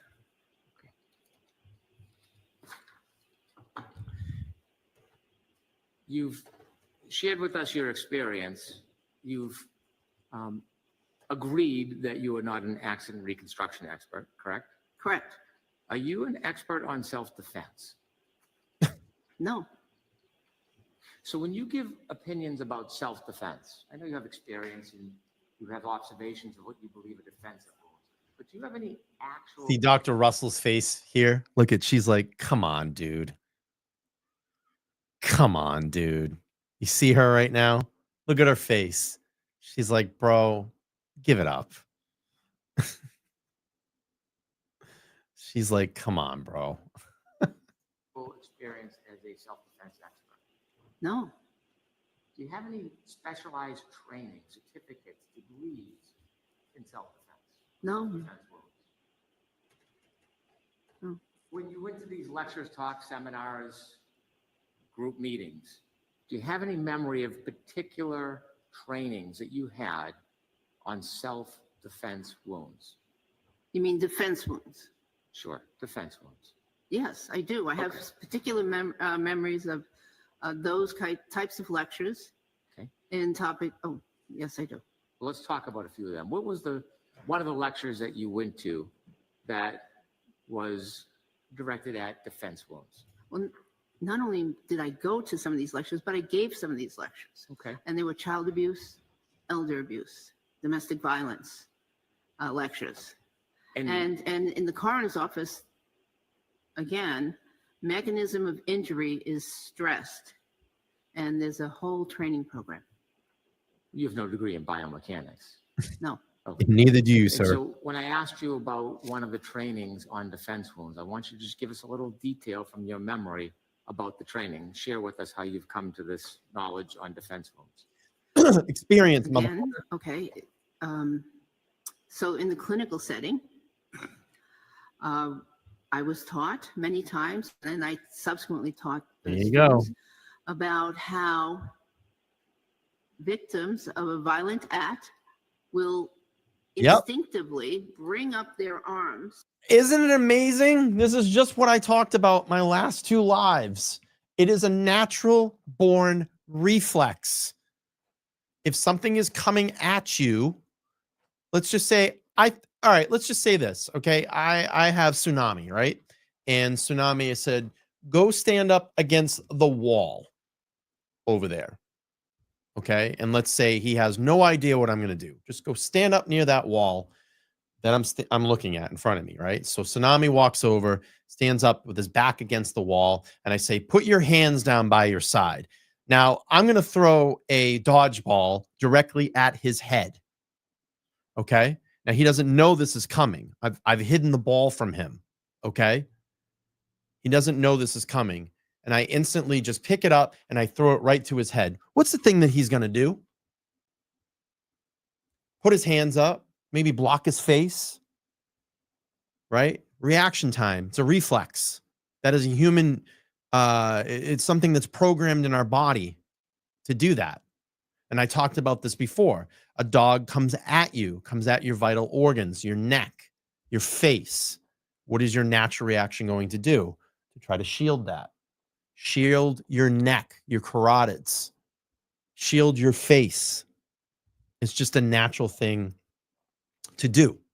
It's basically what you're saying. It's experience. Violent act. Even if someone's attacking you, let's say with a fist or a club or whatever, natural reaction. Put your hand up, protect your face. I don't want to get punched in the face. I don't want to get hit in the head. Yes, exactly, Pluto. Instinctual response. It's a reflex. And Scott's, tell me about the lambs, Clarice. All right, let's go. Let's see how To protect Hank's going to try to themselves will his way in this. from whatever is being inflicted, whether it be knife wounds or blunt wounds from an object, whatever is being inflicted on them, they will tend, without thinking, to try to protect themselves. And I also think it's common sense, by the way. Yeah. So on the outside of the arm, if there's I love marks, that could be a defensive wound? Yes. Could it be a different type of wound, not a defensive wound, but a wound where somebody punches or hits and it hits a metal or a stationary or a fixed object? Could Maybe not. those kind of wounds Sure. end up there? Oh, yes. Okay. So just because there is a wound on the posterior side of the forearm, that does not make it a defensive wound, does it? Oh, please. Not absolutely. Well, In context, though. right. So you need to know more information. Correct. So perhaps if you saw how that happened, that would provide you more information. That would be one way. But if you saw nothing and have really no idea how it happened, it doesn't give you a lot of context of the wound other than it's a wound on the posterior side of an arm. Well, it does in the sense that it's a common way that people protect themselves. Can go. someone incur wounds to the forearm, posterior side of the forearm, if they fall to the ground and fall back? Oh, They please. could, but they wouldn't look like that. That series. Have you studied a collection of wounds when people fell backwards onto the He's ground? really trying hard here. I've seen hundreds of people that have fallen backwards or frontwards and every which way. Wouldn't you want to have an idea what they fell on or into before you make a conclusion that it would not have looked like the picture that we've looked at? Tell me he's going to try to say that the pieces of the taillight were on the ground and John O'Keefe fell back and his arm hit those pieces of taillight. That's what caused the impressions or puncture wounds in the sweatshirt and the abrasions on his arm. Please tell me you're going to go there, Hank, because you're going to look like a fucking fool in the end of this. I'm telling you. That exhibit. Is that where he's going with this? I've seen, as I said, hundreds, and there has never been a pattern like that ever that I've seen. Well, when someone hits a moving or a floating object, patterns are dynamic. They change over time, don't they? They do during I honestly think that's where he's going to go with this. the hitting process. Yes, during that process. Okay. Look at this. You talked about your specialized training. You said you had a program in motor vehicle accidents. Yes. And I think when you testified before, Attorney Lally had asked you whether or not your training was, I think he used the word rudimentary, and you agreed. Yes, I believe it was only a 1-week course or something thereabouts. When you're identifying a wound at the hospital, is it important to know, you said it's important to know the animal because that dictates the treatment. It may dictate the treatment. What if you can't identify the animal? Then then you have to go on clinical judgment, and sometimes we even have to call up the Board of Health. But you go on clinical judgment to determine, well, what was the worst possibility? That's the way I approach measurement. What is the worst? Could it have been a rabid animal, an animal with rabies? Or was it an animal that doesn't carry rabies? And then based by treatment on that, sometimes you have to treat broadly, and sometimes you have to, treat people for conditions, even if you don't know 100% that they exist. Are there times when you saw injuries that you just didn't know how they happened? Yes. Many times. Yes? Yes. Okay. And many times you thought what you saw were bites, but you couldn't articulate the animal, right? That happens sometimes. Okay. Suffice to say, you have never, ever been qualified in a federal court to testify as a dog bite expert, have you? No. And other than this trial a year ago, have you ever been qualified to testify in any state court in the entire country as a dog bite expert? No, the issue never came up. That's not what I asked. Okay. Though. No. You wrote a report in this case? Yes. Did anybody help you write this report? I wrote the report. I had some help with some minor edits and rearranging, some paragraphs or whatever, but putting things in the right category. Okay. But no, I wrote the report. Who helped you with your report? God, Mr. he's like Lessie. Hannibal Lecter. So did you write a preliminary or draft report, send it for input, and then change it? No, I didn't change it. I wrote the report, and I would have things in the wrong categories. For instance, like training experience or whatever. Who said they were the wrong category? Well, I think that was my conclusion, actually. I see. And so how would you go through this editing process? How did that work on this How did report? that work, Did Larry? you send it back and forth? It got sent back and forth a couple times. Okay. Now, this report you signed, right? Did I sign it? Yes. Nobody else signed it. You. I wrote it. Okay. And the reason why I asked if you had help, Fly, fly, fly. a lot of your statements and conclusions in this report are different than the testimony that you gave at both the voir dire hearing a year ago and at the trial. Is that fair to say? I don't think it's fair to say. Okay. I think that Tell me. I don't think it's fair. Okay. I was convinced, if we would get into specifics, I was convinced of of my opinion back in the voir dire and in the trial. But I think I stated it wrong. I stated it as if I was talking to other doctors. They say in medicine that nothing is 100% in medicine. That's what we learn, when we go up through medical school and residency and whatever. And in my teachings, I always told people nothing is 100%.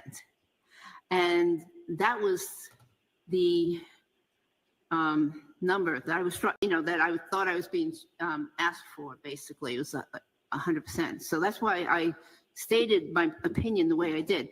But anyways, as I went through material again, I was convinced back then, and I am still convinced right now that these are caused by dog. Oh, I love it. Don't back and down. not only that, but dog attack. If you were testifying honestly and earnestly before and you're using doctor speak, why would you need to change it for today, this report? Why not just continue to offer a natural, honest, thorough opinion that you had before? Why do you have to change it? I came up with this. I became clearer and clearer every single time that I looked at the pictures, and I just realized that I understated the last time, that I misunderstood the question that was asked of me, regarding. Yeah, I my did hear it. opinion. Yeah. And so I felt that I had to be clearer. She's not backing down. Did anybody point out to you that it'd be more helpful to the defense case? Let's go back. Seen, as I said, hundreds, and there has never been a pattern like that ever that I've seen. Well, when someone hits a moving or a floating object, patterns are dynamic. They change all the time, don't they? They do during the hitting process. Yes, during that process. Okay. You talked about your specialized training. You said you had a program in motor vehicle accidents. Yes. And I think when you testified before, Attorney Lally had asked you whether or not your training was, I think he used the word rudimentary, and you agreed? Yes, I believe it was only a 1-week course or something thereabouts. When you're identifying a wound at the hospital, is it important to know, you said it's important to know the animal because that dictates the treatment. It may dictate the treatment. What if you can't identify the animal?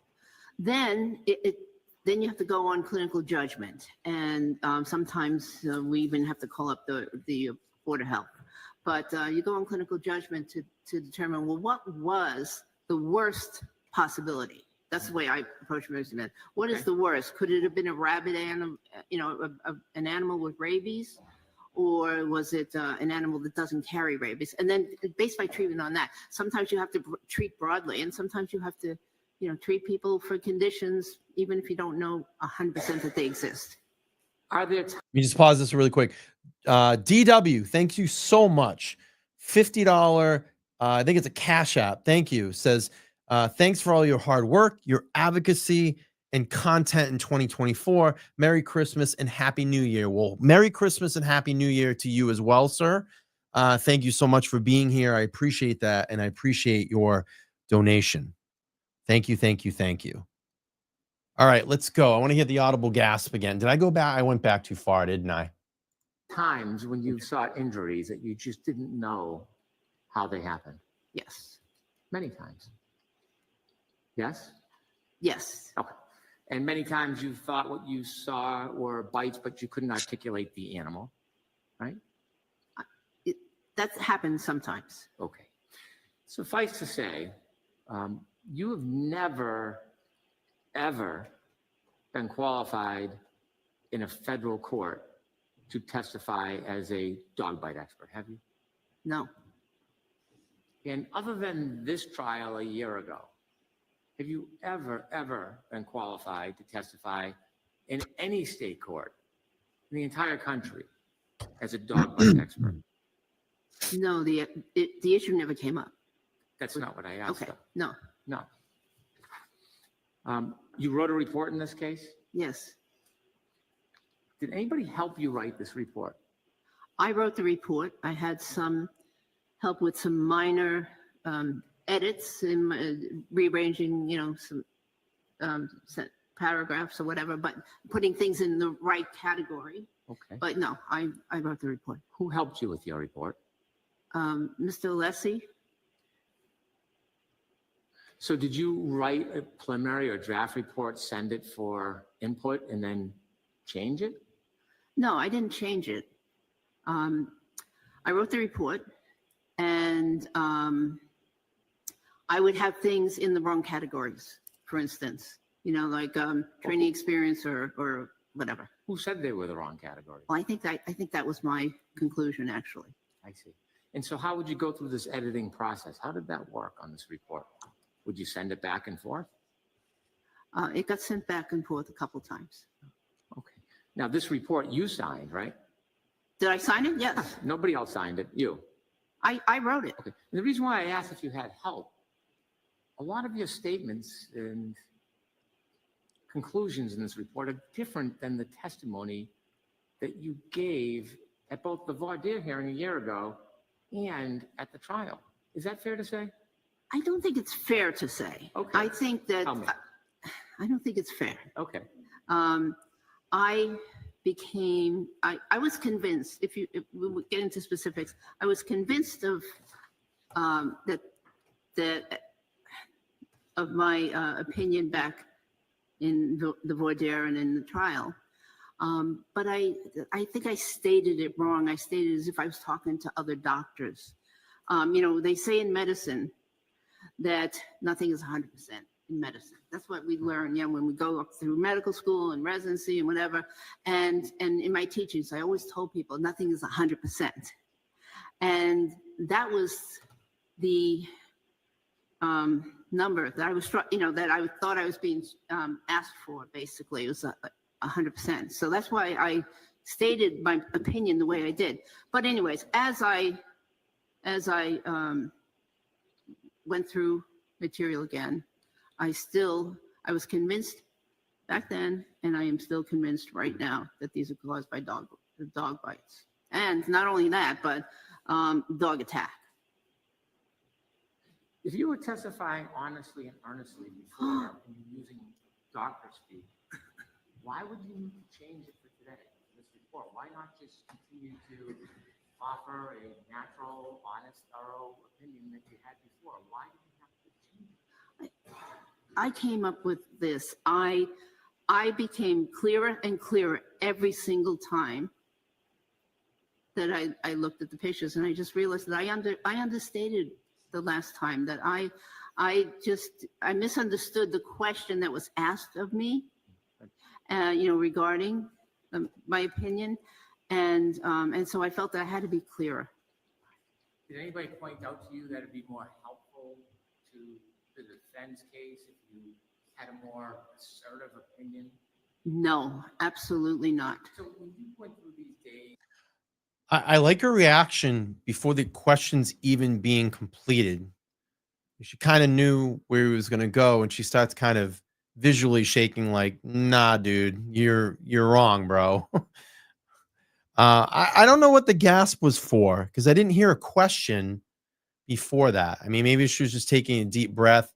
I mean, she's been on the stand for quite a while here. Witnesses get tired. She's older. She's been sitting in that position. Could be something like that. So Let me just get to this. Becky, thank you so much. $50. Just thanks to all that you do, BLT. Merry Christmas to you, and Merry Christmas to you. I appreciate that. I am actually, surprisingly enough, going to be working with a vendor pretty soon to get some like really nice t-shirts together. And I know a BLT t-shirt will be in the works for that. So we're just going to come up with a creative design and make that happen. So next couple of weeks, we'll get some new merch out, because I don't like the print on demand stuff. It's not that good, but we'll make it happen. It's a local vendor here. All right, let's play here. Appreciate you. Thanks for the support. Any new information that you looked at that made you realize you underscored the confidence in your opinion? No.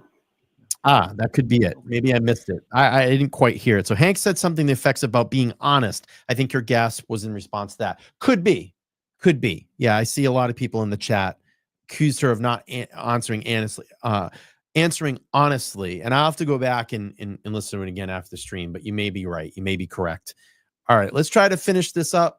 I appreciate y'all being here with me this afternoon. Again, it's going to be my last live stream for a little while. We're going to take some time off, take a de-escalation holiday break, and then get right back at it pretty soon. So I'm just going to take a little bit of time off. I think this is good for me.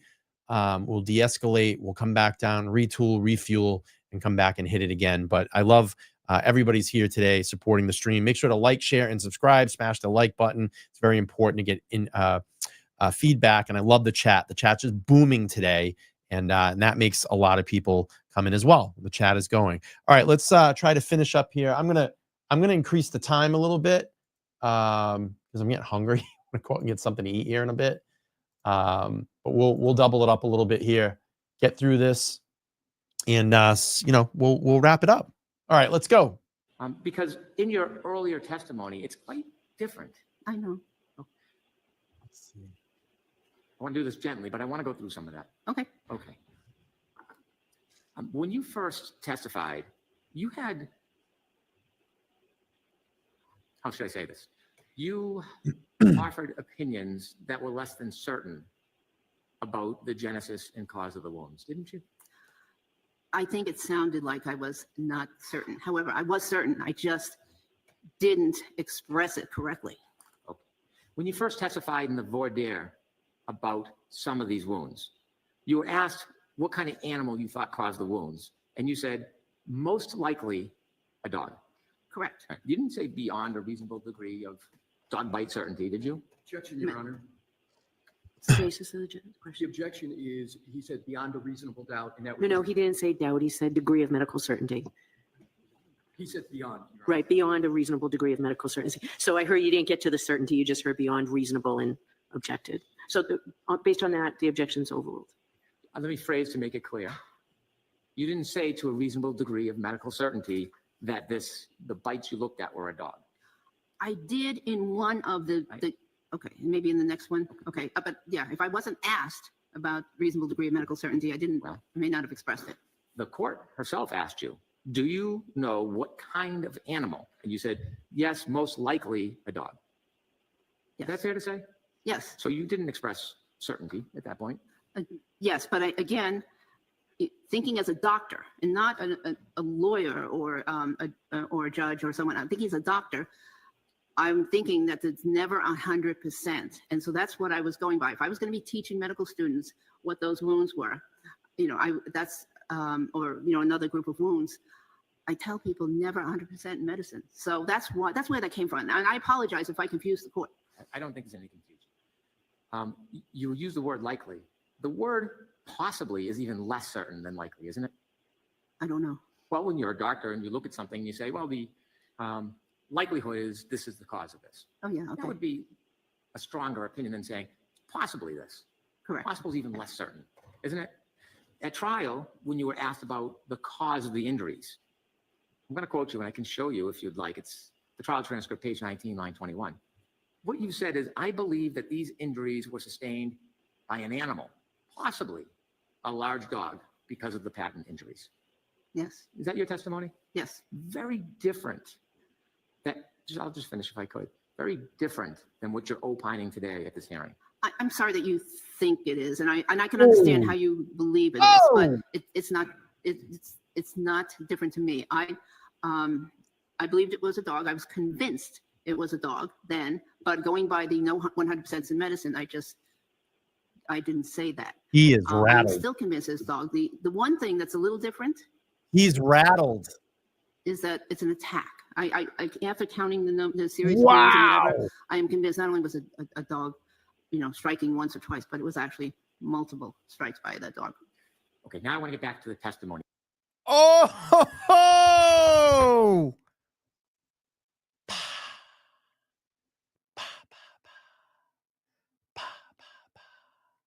Wow. She just got him. And by the way, I just want to make a comment here because I know this person is still watching. If you give heat in a chat room and you're going to come at me and then you get insulted because I said something mean to you, then you shouldn't watch any social media or streams or whatever it may be. Because if you can't take the heat, then don't come into the kitchen. Because you know why? This is my platform. It's a First Amendment right to what I say. And it really wasn't that insulting. It really wasn't. Oh, I called someone a dumbass. He called me a dumbass. And I'm going to forward it to YouTube Creative. Get over yourself. Okay? Get over yourself. Don't watch my streams. Go somewhere else. Have a nice day. All right. We were talking about your testimony at trial under oath. Okay. Your testimony is you believe they were sustained by an animal, possibly a large dog. You expressed uncertainty that you didn't even know or have an opinion about what type of animal caused these wounds at that time. Is that fair to say? I was leaving room for if there was for instance, another kind of animal in the vicinity but there's no evidence to that. There's no paw marks or anything in the ground. What other animal do you think was in Johnny boy, I don't want your emails. Stop harassing me. Okay? I don't want your emails. So I don't care what you have to say. I really don't. Go cry me a river. Go fly a kite. the vicinity that would Have a good one. I don't know, but I was just leaving that again. Being a trained physician, there's no absolutes, and so that's what the way I approached it. I'm sorry. Did you inquire to see more discoveries, to see if there was a pack of wild animals in 34 Fairview that would have caused this? Did you reach out to any of the witnesses or the lawyers and ask if there was any reports or information suggesting another animal? I did not. Were you curious? I did not. I just didn't do it. Okay. You were asked by Mr. Jackson, trial page 23, line 3. He provided the question, does this appear, as it's a pattern injury that you see, appear consistent with an animal or a large dog? And you said yes. So you included that this, again, could have been a dog or an animal in your opinion. Yes? Mm-hmm. I haven't. So I'm sorry, we can't take a, we need a yes or no. Oh, sorry. Yes. Again, at trial, page 23, line 6. You were asked, does the number of injuries that you see here relegated to just the right arm, is that consistent with an animal or a large dog? And you said, yes, it can be. Okay. Do you want to see your testimony? I don't want to just put words in your mouth. No, I trust you. Hanky boy. The question that you were asked was positing that it could have been not just a dog, but any animal. And you were agreeable to that at that time. Yeah, Rosemary got it right. I was just going to say this. There was a pack of animals, but they were inside 34 Fairview. Yeah, absolutely. They were inside the house. That's right. Again, thinking like a medical doctor, not a participant in a legal setting. Not to belabor, but these are your words, so I want to talk to you about them. You were again asked, page 23, line 18, by Mr. Jackson, based on everything that we've discussed today, doctor, is it your opinion, based on a reasonable degree of medical certainty, that these injuries were from an animal attack, possibly a large dog? And you said yes. Correct? Yes. Okay. And so your opinions today that this was exclusively an animal attack caused by a large dog, that is much different in kind than the uncertainty and possibility that you admitted under oath during trial, in this case, the first time, or actually the second time you testified about it. Wouldn't that be fair to say? It sounds like it, yes. Okay. I think this is a good point to stop because we need to get another date. You're not going to finish in 3 minutes, right? No, okay. All right, so Mr. Rector, what was the date you and I looked at? Was it Jim? Jim. They need to put a B on the end of that. Jim. The witness can step down. But Timmy, she's going to stay in the courtroom. Yeah, she's like, I got lunch. Karen's like, what the fuck is going on here? Karen's like, what is going on right now? Like, what are we doing? Look at Karen's face. What the fuck is going on? Why did she end so quickly? She needs her liquid lunch. All right, let's bring this down. Yes. January 6th. Okay. January 6th.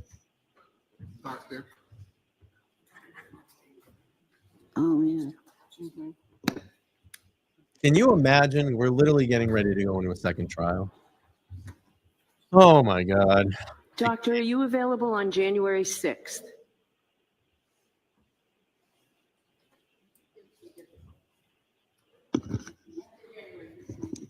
I'd be available. I think after January 15th is cutting it a little too close. Do earlier, that's far out. So, I mean, the best date for the court is January 6th. No dates in December, Your Honor? They want to get her back. Bro, I don't know that we'd be able to do it.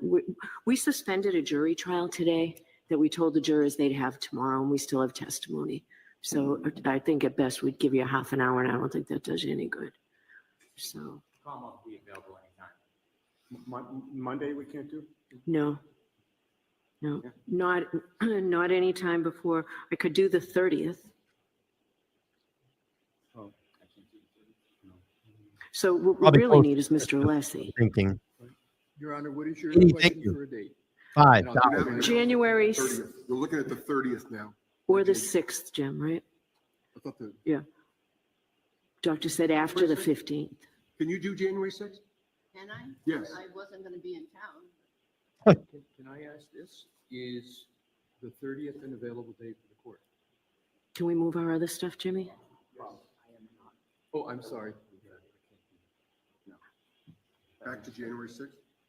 I can do January 6th. But I want to be I'm trying to be respectful of the witness. I'm trying to do that as well, but the witness's best dates after the 30th are after the 15th of January, and that's too late. So I understand that the conflict seems to be Mr. Jackson, but Mr. Yannetti, are you available on the 30th or the 6th?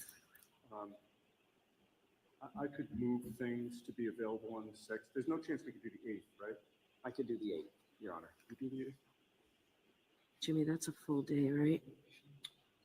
The 8th? I think she's, it doesn't matter. Jim. Yes. I have stuff. Actually, I could do the 7th, the 8th.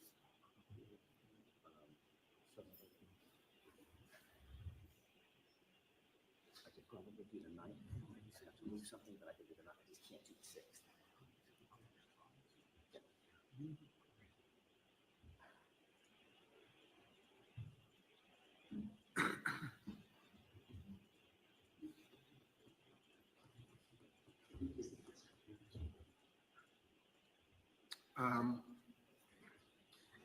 Where are we up to now? The 8th? Back to the. That would be the best for us if we could. The 8th in the morning? Anytime. All day. So I have a conflict here in the afternoon.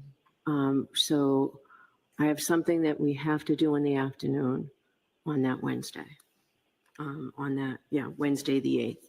But if we can do it in the morning, we'll do it in the morning.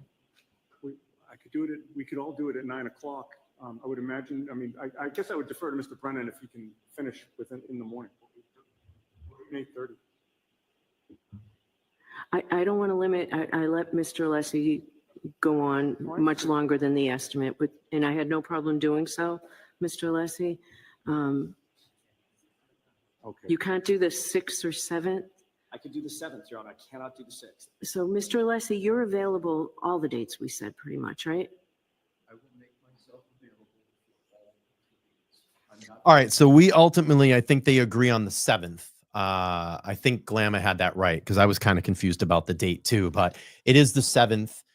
So the 7th, I will be down at the hearing.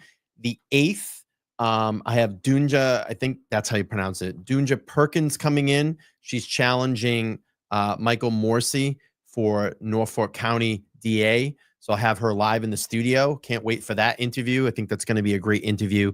And I also want to give an update on this too before I head out today. So we had, I partnered up with Nick Rocco while I was out at the fundraiser event, and Karen had signed off a couple of those David Yannetti posters that I brought. One just had Karen's signature. One has the whole family on it. And we just auctioned off the first one, and I think it was right around $1,400 that came in for Karen Reed's defense. So I want to thank everybody that contributed to that. I have the poster. I'm just going to get it wrapped up, and I plan to hopefully get it sent out tomorrow or Friday to the winner. So I'm going to be mailing that out. I'll give them the tracking number and all that stuff, and we'll get that mailed out. And then after the new year, Nick is going to put the one that has all 4 signatures, which would be mom, dad, brother, Nathan, and Karen. So we'll have everybody there, Bill and Janet and Nathan and Karen on that one too. So I want to thank everybody for doing that, and I do appreciate it. Let's do this. Let's end with a little bit of laughter, and then I'll give you my final word on everything. I need to see this again because it always gets funnier and funnier every time I see this. I need a good laugh right now. Here's JFK. You're live with JFK and James. Hey, man, what's up, guys? Kevin from South Boston. What's up, Kevin from Southie? What's happening? No, listen, I appreciate the things that you two do, you and James, right? But let me ask you something. Those 2 dudes that you're accusing, right? They're decorated dudes. What happens? Like, can you look at this from both sides?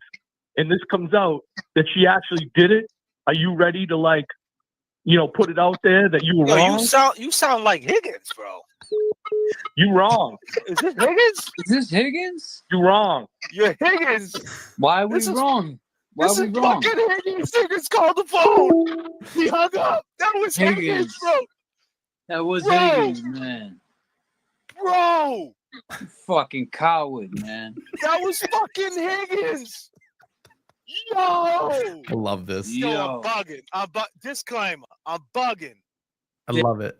It's the great. I mean, it's probably one of the single most greatest things that have happened on a show besides during the trial. Bukkake, Jill Daniels Bukkake. Oh, I love that. It's just a great humorous moments that we can have in all of like what is going on. Sometimes we have to laugh and chuckle a little bit. We heard it a little bit during the trial as well. Some laughter. It's extremely tense situations. People's lives were lost.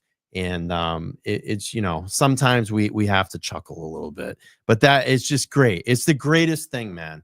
I think I watch that clip at least once a day. It is hilarious. It is absolutely hilarious. Okay, so let's do this. As you all know, I'm going to take a little bit of time off, just a little bit. It's going to be oh God, it's going to be tough. I'm not going to be engaging on social media. I'm going to try to stay away as much as I can. If you reach out to me and I'll get back to you, I will get back to you at some point. I just need to take some time off right now, get my head straight, be with some friends and family, and just relax a little bit, kind of de-escalate, come down. I have never really done that this year at all. I think once I paused for like a week, but we're going to take a little bit of time off and then come back, recharged, reinvigorated, after seeing friends and family and just being, quiet for a little while. I need to do that and take this time to do this. Again, I talked about in the very beginning of the stream about depression, anxiety, and anything like that. If you are having problems, it is okay to go get help. Please talk to someone because there is people out there that can help you.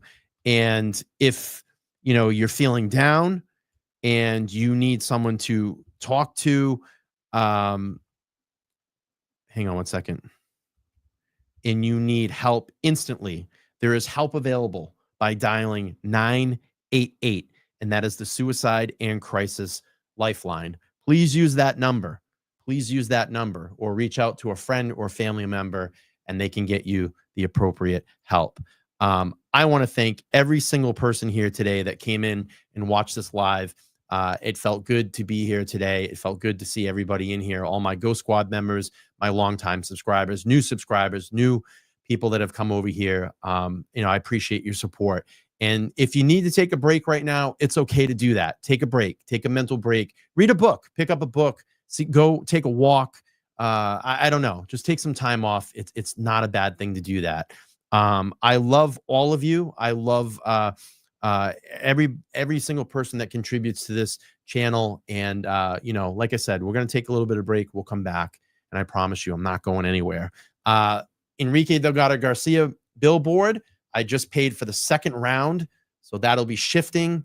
And please make sure to follow me on my socials on Twitter, X, formerly Twitter. I'm on Facebook, and I'm also on Instagram. You can just look me up. Just look up LTL Media, and that will get you over there. Thank you. I love all of you. I love all of you. And thank you all for the financial support today. I appreciate it. It helps make that Billboard stand where it is today. And we keep rolling along here. So I don't know. I can't say enough thank yous, but I appreciate all of you. I'm going to miss everybody here the time that I'm off. And I promise I'm going to try to stay away as much as I can. It's going to be tough, but I want to get some rest. And you should too. You should too. So spend some time with friends and family, connect with a loved one that you haven't spoken with in a while, or a friend. And it's always a good thing. All right, everybody, I'm going to head out. We're going to hit the outro. I got one more commitment tomorrow. That is going to be the Collier and Brian show. And I'll be over on that channel. And then after that, it's going to be a complete shutdown for a while. But as of LTL Media right now, shut down for a little while, take a staycation, and get our minds straight. And I'll see everybody soon. I love all of you. Take care, and make sure, please, support all your local creators or creators that you follow in this Free Karen Reed, I say bubble, Free Karen Reed universe, I guess. Make sure to keep supporting them, uplift yourselves, take a little bit of a break, and we'll be back soon. Bye, everybody. I love you all. Peace.